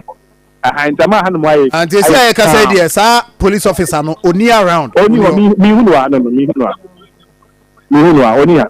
Hey, because at least Tama, yeah, what you say before.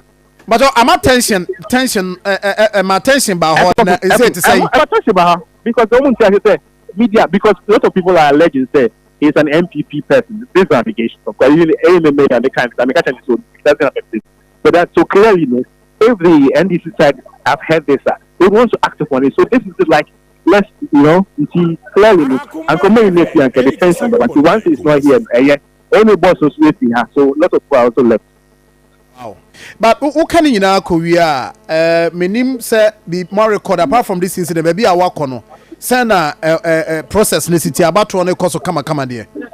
Okay, I think it's peaceful and it's issue because after 765, now for 11 enabled, that's here no for 67 and they're saying go to but 765 no 911 it was above 914. I'll get the update. I think it should be above 20.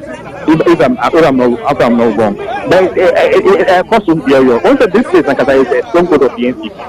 But most of the constituency are saying from 1996 to today, they don't see any form of development. So they want a change, and that is the Rabina up in normal camp. So for some months now, they've not really had representation in Parliament. So with this very rerun of the elections in this 19 polling station, at least they'll bring some sort of peace and calm after the PR. At least there is representation in Parliament for constituency. Before Sobekono, two things. Journalists now, police, they're born as someone, but only din. When you're din. He went to GH1. For media house, man. GH1. Now, police officers when you're din. I'll get the details because there are please say you're moving like I said it's somewhere so and then they will not give you information of their colleagues. Yeah, if they feel like we are actually on their case. No crap. George, yeah. What's this? Sure. Thank you very much. Any George Kwe and what's in Kano from Sina so Toronto course Gaman only. So we jump channel we jump papa. Minim said there there will be an opera woman serve more and we tea without biscuits. Entry.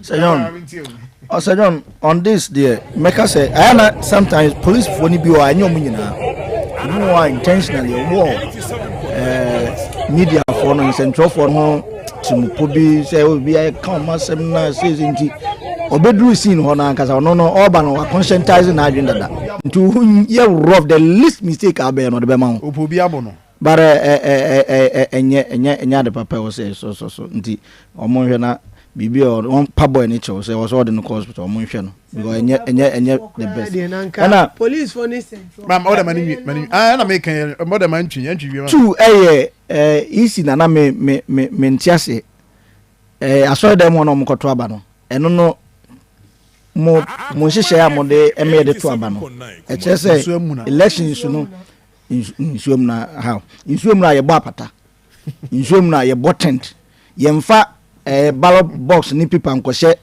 a confined area obi mfa nani hu na obi di bi koguma ye beda aye ntia no de big mistake no maye no nti omo rectify na se ne nkofo no edi ma no omo nye ne pepepe because omo ankasa mra omo de ye adwuma nche se e wo se ye to aba no open space na se do ade ba ko na me dwen ho enu aba no a se mentia se MPP no say confusion bio say then na ekoso I don't know because the level general secretary ba ya obeka tell say nya de omo kwa ablikuma no minim consultation omo ye say onim penimfo no big men no edim komo and because o say neck NEC ni decide so NEC ni decide no was it in consultation with flag bearer ne omo the kiki because omo ye de omo party ni also at the end of the day no omo nya party ni nya ba na obeka bibi na ebi musa etwa omo ho ekosi akira it means problem kakra ho still na there's a problem because the party take a decision was a bind obi a or party but enra ye kana person ka nenka obianko yiska ho ene nso ye hu nkofo mpanimfo a omako yiska enra e dey support enti na me say adwon e dey na ekoso party nim general secretary ono ejina party ni nanamu ama NEC nsem o matu anamo o matu o de abetu jara fe de ebi mo se twa mo eko eyo so enti kai no if say sa no mu ekebe sa no mu wie no mse ai nanakwi amra no nchena so obi a wi iska support ye bia no also eno ne ehona na meba no onso begia so ehona meba because se party ni nyaka bibia wo se mo amwo mu nyina obi ya de ye adwuma se ye nkwase ye nko unless e bia partner resolve say ye ko enti omo koyes na ma me ka say menti ase say omo ne general secretary nya adwen e wo sa na muntu no de buy no dia and clearly it shows say nia general secretary be kan no omo nyina they were not in support omo mfa so omo mfa NEC decision omo kiye no so or is it because omo bepe flag bearer position na omo defense isa enhyehyɛ no call ya na asadan so enti ama normal omo ye no twetwea so kakra but part ni de mediri say omo ntumi nkotwe maame na so because sia mpanimfo akwa ono odise oko sisi ayeka say I'm sharing that video so odoko de na ensema ba ho no de na wa so de mu no we grab say the Presbyterian Assemblies of God odoko press before odoko press before no na mo to aso dem because ntumi nkotwa ba aso dem omayi e de aba abonten time omo ayi materials na ba abonten e de save videos na ba obetim de ato wi akra na boy botent nsu to nso ayi botent ni ntrim that is so there ende o say no nsu to ntumi ntam ballot papers ni ko dem no won say wi afani pa it's not possible won say wi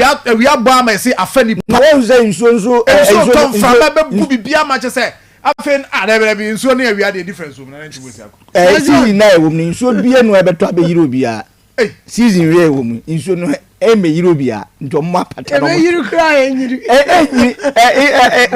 bi enya de ebeyiri mamonye sa pitment yi bes Mr Tieku bes pitment na ba we enye nsuo abeto ase ade nto omo trabo nto omo nya na so bi na ene kra de aboto de general election ekuo de ubetimi aye no by general election already trust issues for Sir John enti e was say wo ya ma ade no ehun da ho na o se wo de akoshe yi asori bim meanwhile baby aye tuni na school ben ho asori ben ho ada 18 no but obi aye no open space enti unko akoye no ho definitely the confusion anyway it's good so motimi yetie amanfo call ama omodi PNT em so ono ama abato no be delay kakra but but so we dey delay so mo no so sa minimum numbers no say the city won to ntem na ehun de ebe hona just na about 5 number kan Pastor John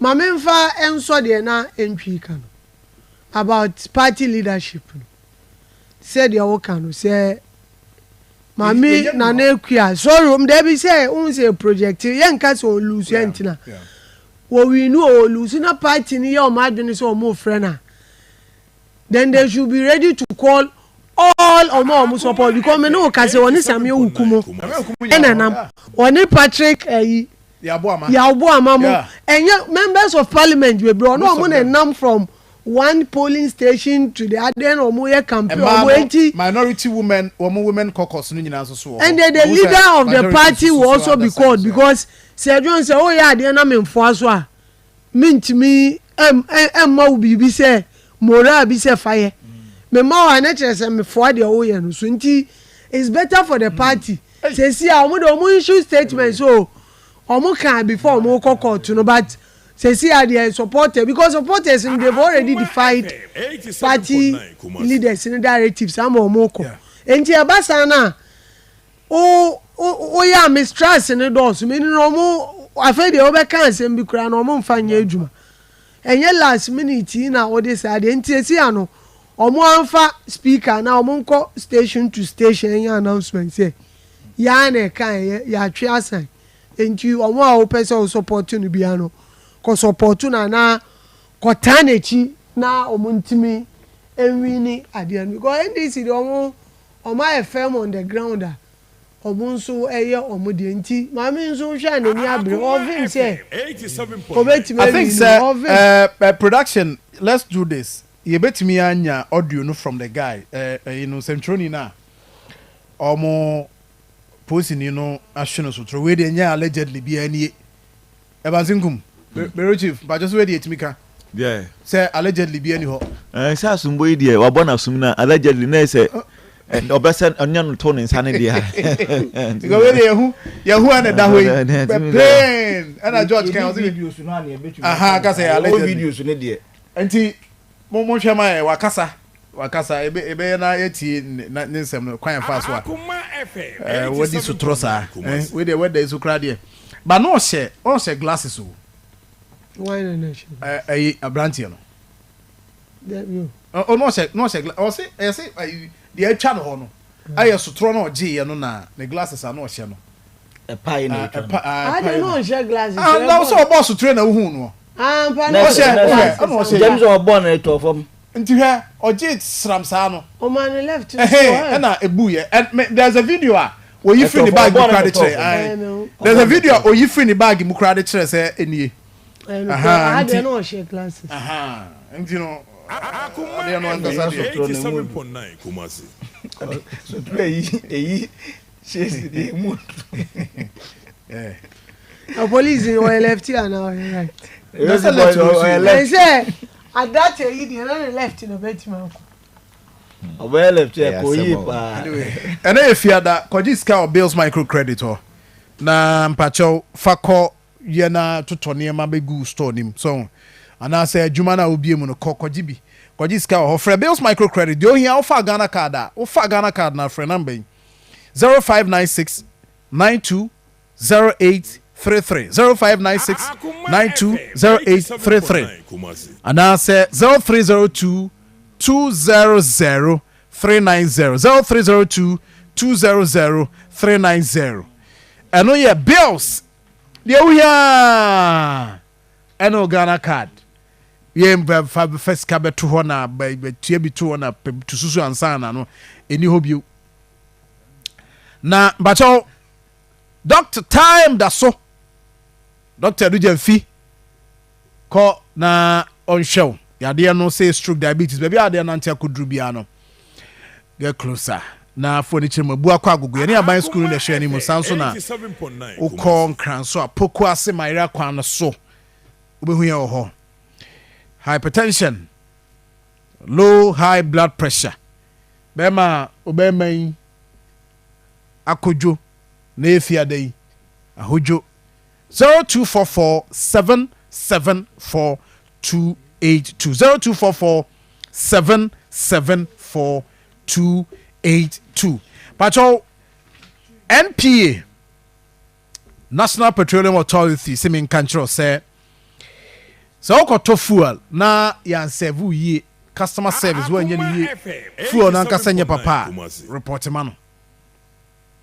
why obeboa offer number 0302 550 380 0302 550 380 the tell us offer now report here NPSU of 48 hours to report and I bet to call any of the regional offices no call official complaint ever home and I be call pension mubia na do ni achire mo ho but mo dey pass o be hwe na fe bibia to yi kama Evans say young ma you share the dynamics ni kakra and they yeah can you know we projection ne discussion aye ewo eniema e koso wo Ablikumanov we enye polling stations those will be 19 but tension a woman no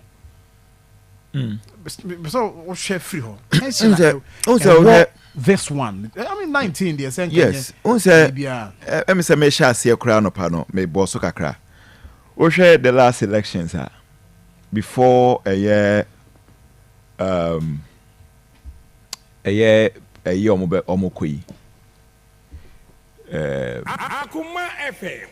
before a polling station a year omo rerun omokoyi imagine now eswa a very very slim so ankabeka say ka constituency since 96 I the stronghold of the MPP there a date na was say enema mutimi den ma wo mo but Sir John the point is that maka na mesa akansi so view ibia na afi no bia join ye wo hwe akwatia in 2009 the margin between a year Dr. Kofi Asare and Baba Jamano ahead of the polling station rerun 6 polling station rerun no na a wide Sir John me says isubiu the main elections that was before the rerun no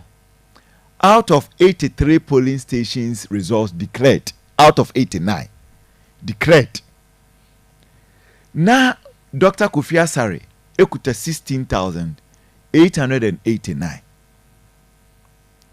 Baba Jama no kuta 13,810 inti Osha Nemuwa about close to 3,000 vote difference. 6 polling stations per and anaka. Only 6 polling stations. It was also at the same time na MPP as a ruling party then owie na memu under the leadership of His Excellency John Ajekum Kufuor na owie 2008 because after na MPP from 2000 almost so 8 years and say ni no Ghana after 8 years sinede we den otwen odi sen we dukuru obeko it na wo moko ama the former and late president His Excellency Professor John Evans Atamels one John Dramani Mahama eni oye the president of the republic almost so abeso afenem but from 2008 to 2009 no polling station baako ekoka adwam sorry constituency baako polling stations omo enwie yakwatia into 6 polling stations na also mokoto aba se adwam koye no Dr. Kofi Asare enya 1011 into the bekan 16,889 enunya 17,900 Baba Jama enya 2,050 so you see polling station in there 6 polling stations na ekano Baba Jama wini decisively convincingly but Esan say when Timianya enough and I said now a deficit of about 2,000 about 3,000 internal the 2015 no or the bekan 13,810 no a man only 15,860 Dr. Kofi Asare enya 1,011 de koka a year the 16,889 no a man 17,900 simple majority means Dr. Kofi Asare wini a year akwatia seat no ediama the then 2009 na MPP opposition NPP even though na at the main elections no omelusu but Sir John the similarity ni o share enei MPP 2008 no free power 2009 MPP 2024 with free power and your 2025 akwatia then and they are blikuma now and you say be akwatia na tinna aba blikuma but akwatia na ho kokemu polling station kokemu and ablikuma polling stations and akokemu 87.9 akwatia na 8 polling stations sorry 6 polling stations a year your friend is saying ablikuma so 19 polling stations the big question is who wins but our dynamics now yes, MPP will lead in there, very slim. But 19 police stations there, a more thing. Timakase, for me, in as much as MPP, a lead, you know, NDC, our chance. Because prior to this particular rerun, MPP can say they are not interested. Omonko. So what you say? Intinya they are involved. Proud to Akwatia polling station rerun. Na MPP is interested. Dr. Kofi Asare. That time not Peter McMahon. Same Dikan Kaino. And I am the national chairman of the MPP. And on a general secretary of the NDC. The then national chairman of the NDC like we free. The BBJ. Kwabena Nana the national chairman of the NDC then in 2009. No munyina wa Akwatia. In fact, Peter McMahon near said Dunkete nyina ne Kwabena nyina kambom.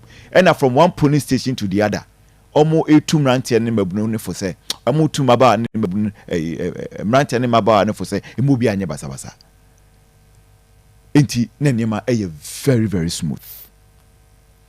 No mu wie no we. Don't forget that prior to that particular election no. So na ade say Baba Jama amodi akọ Kufuria High Court ama Supreme Court so be boagu. Akwale for a rerun. And Madika Katro say that rerun Supreme Court judges are almost na Akwatia Assembly so aba 20 December 2008 no August 2009 anytime finalize Akwatia. Now I need the acting Chief Justice Paul Bafobone. No can judges are 5 judges are Supreme Court judges are almost na Akwatia Assembly so. Bakuko a retirement and a pension. Justice Atuguba. William Atuguba is making or retirement. And they Paul Bafobone, even though a new Supreme Court today, but acting Chief Justice. In Tiasama making uni mwasempa. Akwatia Sema making uni mwasempa. Enti similarities, any difference no. But say John, tell them can no. Even though MPP a lead, but NDC our advantage. One, because omne wa bemu. Omne wa bemu. And two, because National Executive to a party and through almost support openly. Ma a year na nekwe free. I say omujane say ye embassy e bekoba so person kwa. So into no uncommon even though when you support from individuals any me no ka say Alhaji Bugabuga and so I can say the second or third vice chairman of the MPP I can say how many di actually it is so it un say enye as a team it fine obi eye ne de. So, and it looks like this is the first time when BB says see MPP mo. Well, ma obi abetimi a correct is be a mere filia. Say omoye divided. Omoye divided. Abano like executive, national executive Naka said no, we are not contesting. But now candidate Naka said media meko. Now when you have the support, even among the executives, when you have support. Omo ko meeting say yon kono. Individuals we almost say you need it you be but you see say in an event say a queer free winner will she be accepted in the party? So that is a big question. How would the party receive or because party from but me see I think say I felt say once candidate you know because yes in as much as the supreme interest of the exercise, you know, a party no they will seek see because John MPP say edu say omoko file for parliamentary ya party nitria ema all parliamentary candidates. So all parliamentary candidates we no metria dada. It says can metria dada no na ekwe free dey call. Almost say nshi. Almost say nshi. And ekwe FC. Also manenshi. O manenshi ebeko. But the big question is, it is a clear free against the national executives of the NPP. Empire also born say Obewini. So one winner, then say the next Joseph ni nuanomo epa ono. Joseph ni nuanomo epa ono. I offer so eche. Nipa no wa nya de kra. Joseph ni nuanomo pa ono. Emma omutwitwa aboa de ne moja egu Joseph atariam. E de koma ne papa. Say ne ba Joseph wawu yes. And so say na Nyankopon won hyehyɛ pa de ma Joseph ntino. Joseph awawu no, Joseph ebeye prime minister. No, minister of agriculture. Ewie na ewo Pharaoh asase so. Ewie na no ankasa. Ewie ne nuanom no so ho. Enti nsem de etasisi. Right. So in terms and sometimes but very very interesting. Say win or lose. How? Oh no, say ko lose in advance ko lose enya sembia. Oh yeah, sure. Enya sembia. Now the issue is ye betwe waso ana ye ntwe waso. No, because we defy the orders of the party. But the kwafie so ebe okay. So ka say me defy the orders of the party. Say me nya party kuku damu a omo so be dey ebe time achi. It is said na obi minim na one obi na neka. It is a wo twa so de ene montwe na so. America say na montwe de a. So de obi odis ka be ba campaign bia. E ko ba se owini a ho no na asam ne wo no. Said the party ene na ye kɔ for me na biu. No, but in this case, Fomena will not come in. Oh, there some way say Fomena the Okwara independent candidate. But me make say some way somehow.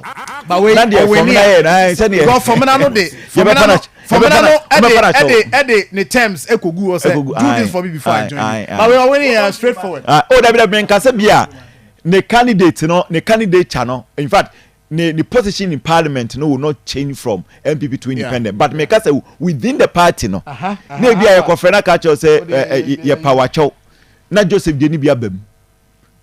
So they are here. Anyway, I say your power and so wait me akofa enkunibie ni emunyam na badia. But a very difficult contest for the MPP. No, irrespective say omuni lead. Me offer PV Jantwa. For yeah. No, that's that Enra say Enra recollection as to the number of verified pink sheets anyway you know. I did not difference here 48. That's at Enra. Ava, Mache. Boko, Sergio. Na. Over months watch. Some catch a million as watch will be out to Facebook say. Nkrofo dey do. One way na open now. Ubi. Akwa fa now. What man ko business. Obi afafon. Sergio, me bedroom. For me say me slide we no. Window na me twen. Mosquito goes ni sim. I'm say be say na answer say 4 days ko me hwe hokra ba bia. Timrem no me kwa am cham hoto.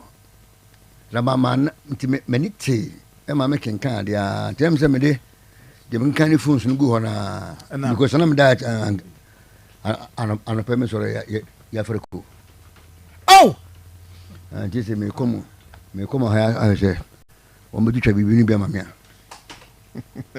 me hu yaram ziye major fault oh this is we sa fault we say ECG fault it's in kidney substation back they say 40 major 40 him fan e dey ko na mo fa say for mu na so na yeze mo na ten group bi ye fem mo gen senye ye na we na o fa se papa bi na mo ka o fa den ka o fa dia asema o fa ne me soma sesi na yeze ogina hoy mu na ten group bi yo fa o bona ka te vrema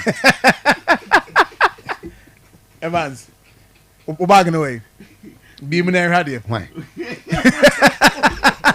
akwa wa san o se bank kwa nyi na post office oh it's over of course ni mienu nyina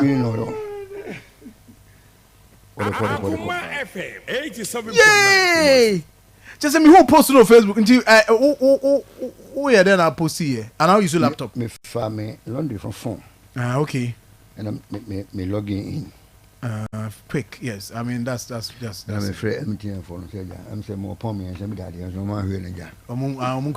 Must from the first point that's one. I say I'm so close. I'm say I'm not gonna. My recording in Tibana. Mama catch him some say dia.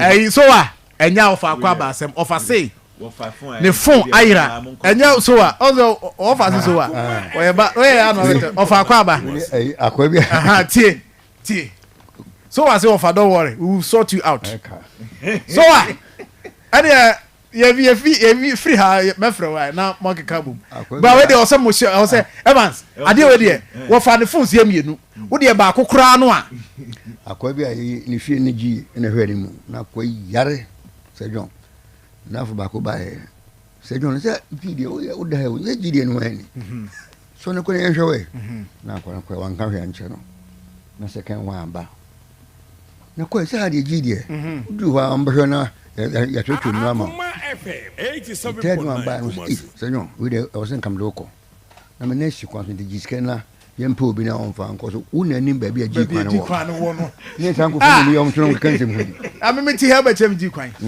una nim ba bia da oh alaji sane se di kakrai bo ho e chense ni nyame nko oh yeah eh me ofa alaji sane o temi nka me so na se me friend na ne phone adum na me ko hwe no ne ho ye sa enene week pepe my friend na say ya ne bia na wanda oh okay well any like bon kwa nti mukambem over over saja akromfo de code yanso so no Ghana nkomo ya ebedi bi kakra bi na we dey na say we senkanya records wa aba ye kwa nkem fa ho na fa chobo head to head has a shekotoko 4 e won kan o musa head 3 wa 4 ha hansa we ngi be jama mo fa good we baby do ebe ko records mu de ujamo bi fa ni dem national only this 48 I answer the no recollection course no oh never nko mu nam 48 48 and 48 40 that was 48 okay let me have it enye omunye ntem we dey 87.9 sa oh ten but tension na ba ho no na me worried because sao oba no dem hunu TV so the MPP for ndc for na inside dem ko mo ye campaign mo tutu mo oh yeah but tension ya crap tension post ni bi cross sutro over ala die no bi ko ya go about central ni sutro mo fa to so mo fa hwe sutro nya sutro kitwa wo ala no ton sasa na abrantia na reporter no o ye central ni wakasa mbese etie de ntia post ni no bo no sutro no one ye di nkomo ma yentie metuwa me pese metuwa na oba ese me so na me media person is how to watch the election I don't have any right to touch what I hear or I no oboma so he slapped me in the face for no reason me ya me can't oh yeah I said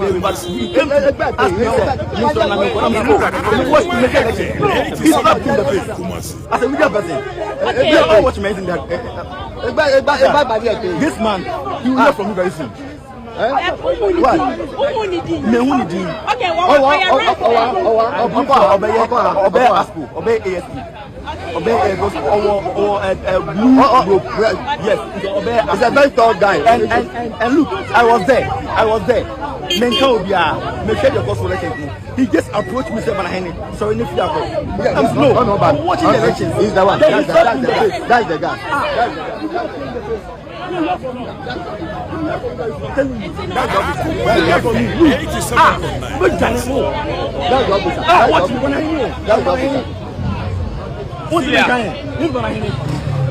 that's the officer. What's the guy on? This is Banahene. They will run up. Wait. Is it a threat for what? Is it a threat? Where a threat? Where a threat? Your man came to where a threat? Where a threat? Where a threat? Your man came just in the slap in the face. Where a threat? Master, are you not Ghanaian? So Banana briefly, what really happened? He came to approach me. Said, Mr. Namu, Akuma FM 87.9 say over a Facebook page that is very very unfortunate. Over you also your person or Jaiba be Juma so free and when you have here so over one so yeah, very unfortunate. So one so nah. I know what you na you say the glass was I don't think so be a people could be a quotation say. Oh, say I mean on the police yes 87.9 oh that's one name for a pattern kwa that be on found cry. Now you see the buffalo for pan me nim say we free fee ne manya na biza. Ne manya when are you the question so? We yes abanche na obo na onye wo mom ye gidigidi ni bia. Ai. So mom ye gidigidi no he party emu bia ni anko be dida mama bi sisi anka bo se BBC o. But still na no mabunu ahwe se wo mu free ho. Nti your reporter say oni ho omuhu ono na yeso wa posifu aba adwuma nyino na woni oni posifu aba adwuma nyino Akuma FM 87.9 Juma na lumo bibisa nse di ne bi akose obey voterian okay say Juma am spell Juma so na lumo yeah I think it's lumo yeah yeah I don't think so ti enade I say akwa obenya adanse for me so say police for me so na mo je na adanse for video cry adanse e kese pa video e adanse pa media houses e ko nyina almost all media houses obi etimi capture bi minim well but it's good. Akuma FM 87.9 because there when assault be say cause na when ya evidence no odin sa nobody say kwa ge no ye omu interview no ayi guy no ona na kasa yi o say wonye hwe say ja obey but enje ade ba ko ye nhwe mu because wonye hwe ju gina wala kwa on say no wadi kan ne uhwema wadi kan ne police for be mi bi jon di nkomo ansa na in terms na BBS we ten no yes o say no to na o so o sorry on sorry nko and o say o ye media person or nti because I know come on no mudi o ha woni ne yi anu na ne colleagues na abefana ba ha na we ato ano na police na to ano ba no kire we mu hwe be police ni free ba no o free phone no mu je hono achi ya dem so mo twe akwa no mo busa sa ya na no fa akiri so ho ti so mpese ne nkofo nkwa ne akwa nkwa be di nkomo. But I mean, you sure say whatever happened, justification be better say, but can't they crowd say was assaulting us, police officer? No. Akuma FM 87.9 Come on, so better pa. Kasabrin ka Daniel de foforo. But ofani e busa say NDC NPP position na omo take say they are not going for the contest. Candidate in there, one so okọ. Ama Dr. Baumia, Brian Champon, Dr. Sarah Duchum, Kennedy Oheneja Paul Gradier, and running in now on any squad no home year campaign. Omunina support. Yes, Omunina support. And okay, that is this uncommon with Professor Samuel Dujem say what is happening in the party. If say lady at the end of the day, that's what we need. Party no position best and I say so Lucia na mo koso afemi baby anu mugina say why no mugina and lady nana mo no 2 year no party in support and that over we dey mami 5 minutes be na I'm sorry no anajo obi busa eko ota for MP obi busa a similar question I'm say channel 1 CDTV for okay Emma response to my say how also yes, party in can, but you who are now only a ranking member. OPK is a ranking member. No more. Akuma FM 87.9 now. Very, party will come out with a statement says so much in your margin. So I name ye kakra. and it's look as if MPP party MCC no, I say the BBA break it down because it will be very difficult. Say, okay, I was West Wugon. Okay, so by election. Tell me, Sasha and Tokai, a baby Mombubon Kofono. Of some of your statement say, NDC, you pull your friends, you're free mono. Will be action. And I'm a boy. But the way the party make us all court, and I'm a boy, or court, and go more.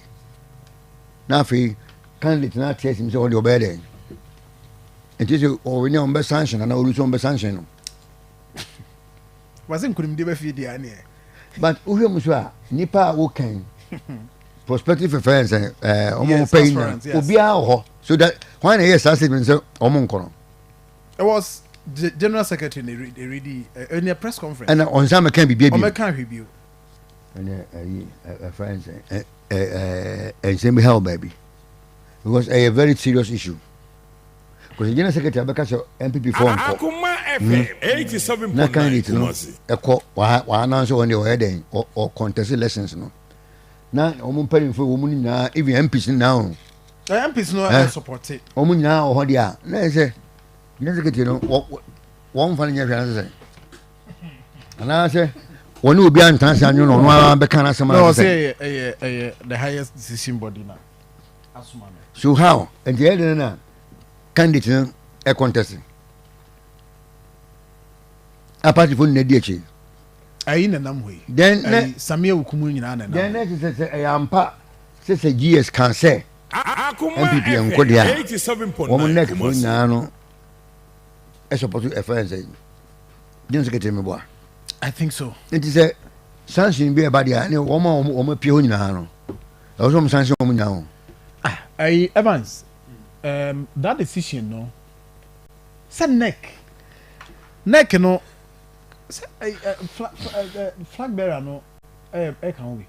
No, flag bearer neck no. National Executive Council of the party no comprising of the national executives, okay, and then of course the regional executives. Okay. I'm forming the National Executive Council of the party, and they are I think some are very careful. Minim Sebia by virtue of the fact say Ayana in the lead up to every election, flag bearer become the leader of the party, and by virtue of that no, it be about Miabe Kubia. Into Kubia Enyanwa. Aha, Okubia Enyanwa. Yes, Okubia Enyanwa. But me say about the National Executive Council of the party, I know the national executives together with the regional executives no, and forming NEC no, the National Executive Council of the party. Yes.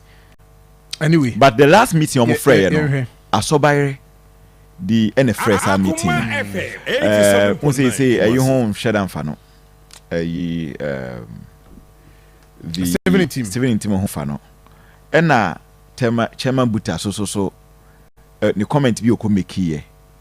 And so no amana unfit to be calling for National Executive Council meetings. Because say the last time of Frey, you know, there were concerns among the executives say ni locus ne say or the Frey because on one gasa no wakasa etia. And na no akoyi ne ka woni be ho. Enti the recent meeting na National Executive Council no aso buy ne Frey. Okay. And after the meeting, Justin Frimpong could be a brief say they are not interested in contest. No, omo court. Yeah. Inti after court no hon sensem no, and omo call Ablekuma. North koye press conference omo contested for Ablekuma candidate ni fee yes. You no candidate fee. Yes. Na vele no no affect say or fans or contest. As a party for the election. Yeah. Said the position of the MPP and say no. And on say yes. And individuals within no there. Almost say so far nipa omo call press conference no. Omo openly me who say omo di na chi. Justin Frimpong Kudia. The General Secretary of the party and then Henry Nana Boache Esquire. Yeah. The national organizer of the party. On that day, no more engage party for no. A party for so are they with the money interested? Not sampling for him now. Anyway, yes, Nanabi was there. Nanabi was then I make us say Omo so for me who say after that declaration no. Omo di my minute yes I'm anyway. Yeah, sorry. Over. And yeah, said yeah what here now? What for say for Umihundome. Is it omo committee? Young people say me they have, you know. And we can we next now we can we there. We are Akuma FM 87.9 Kumasi. Oh, best sorry offer. We don't come copy say kai you come na mu dey na jam. Ka welcome. There be me come say. Me sure no me say be do na me yimi ni free mam, yi na po free mu me yi you free mu yi kwakwa pe free mu. Yi ma do fo kakre mu na free. We ja ka so. O ma kama ko ten.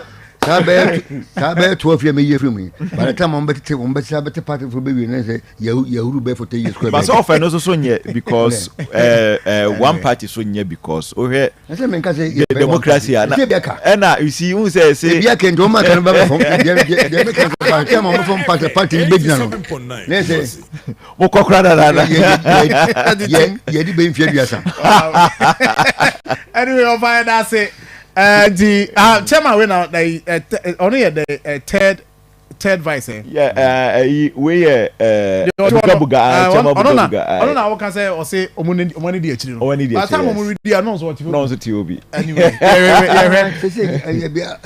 I say mo ehun edu ya na ku say chairman dey carry them in take kura je secretary dey carry them in take kura we wo mo di si na ko edubo he person dey ni bi o Akuma FM 87.9 Kumasi. Na yes, Marfo from Sejona Mejo so. Ote minia Evansin Kumunka on behalf of the production team na mase na no pay and the digital aspect ya na munyina mase.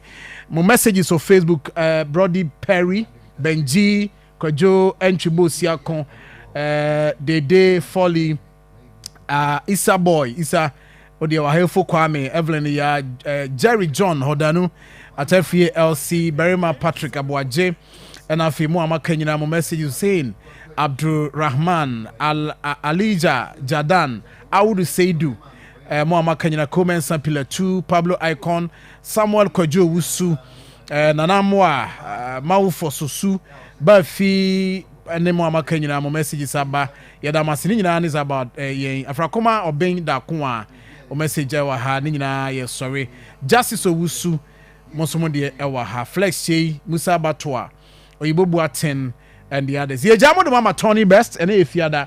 But in the course of your programs ni nyina no updates bi o hono say ye de mamwa we'll give them to you.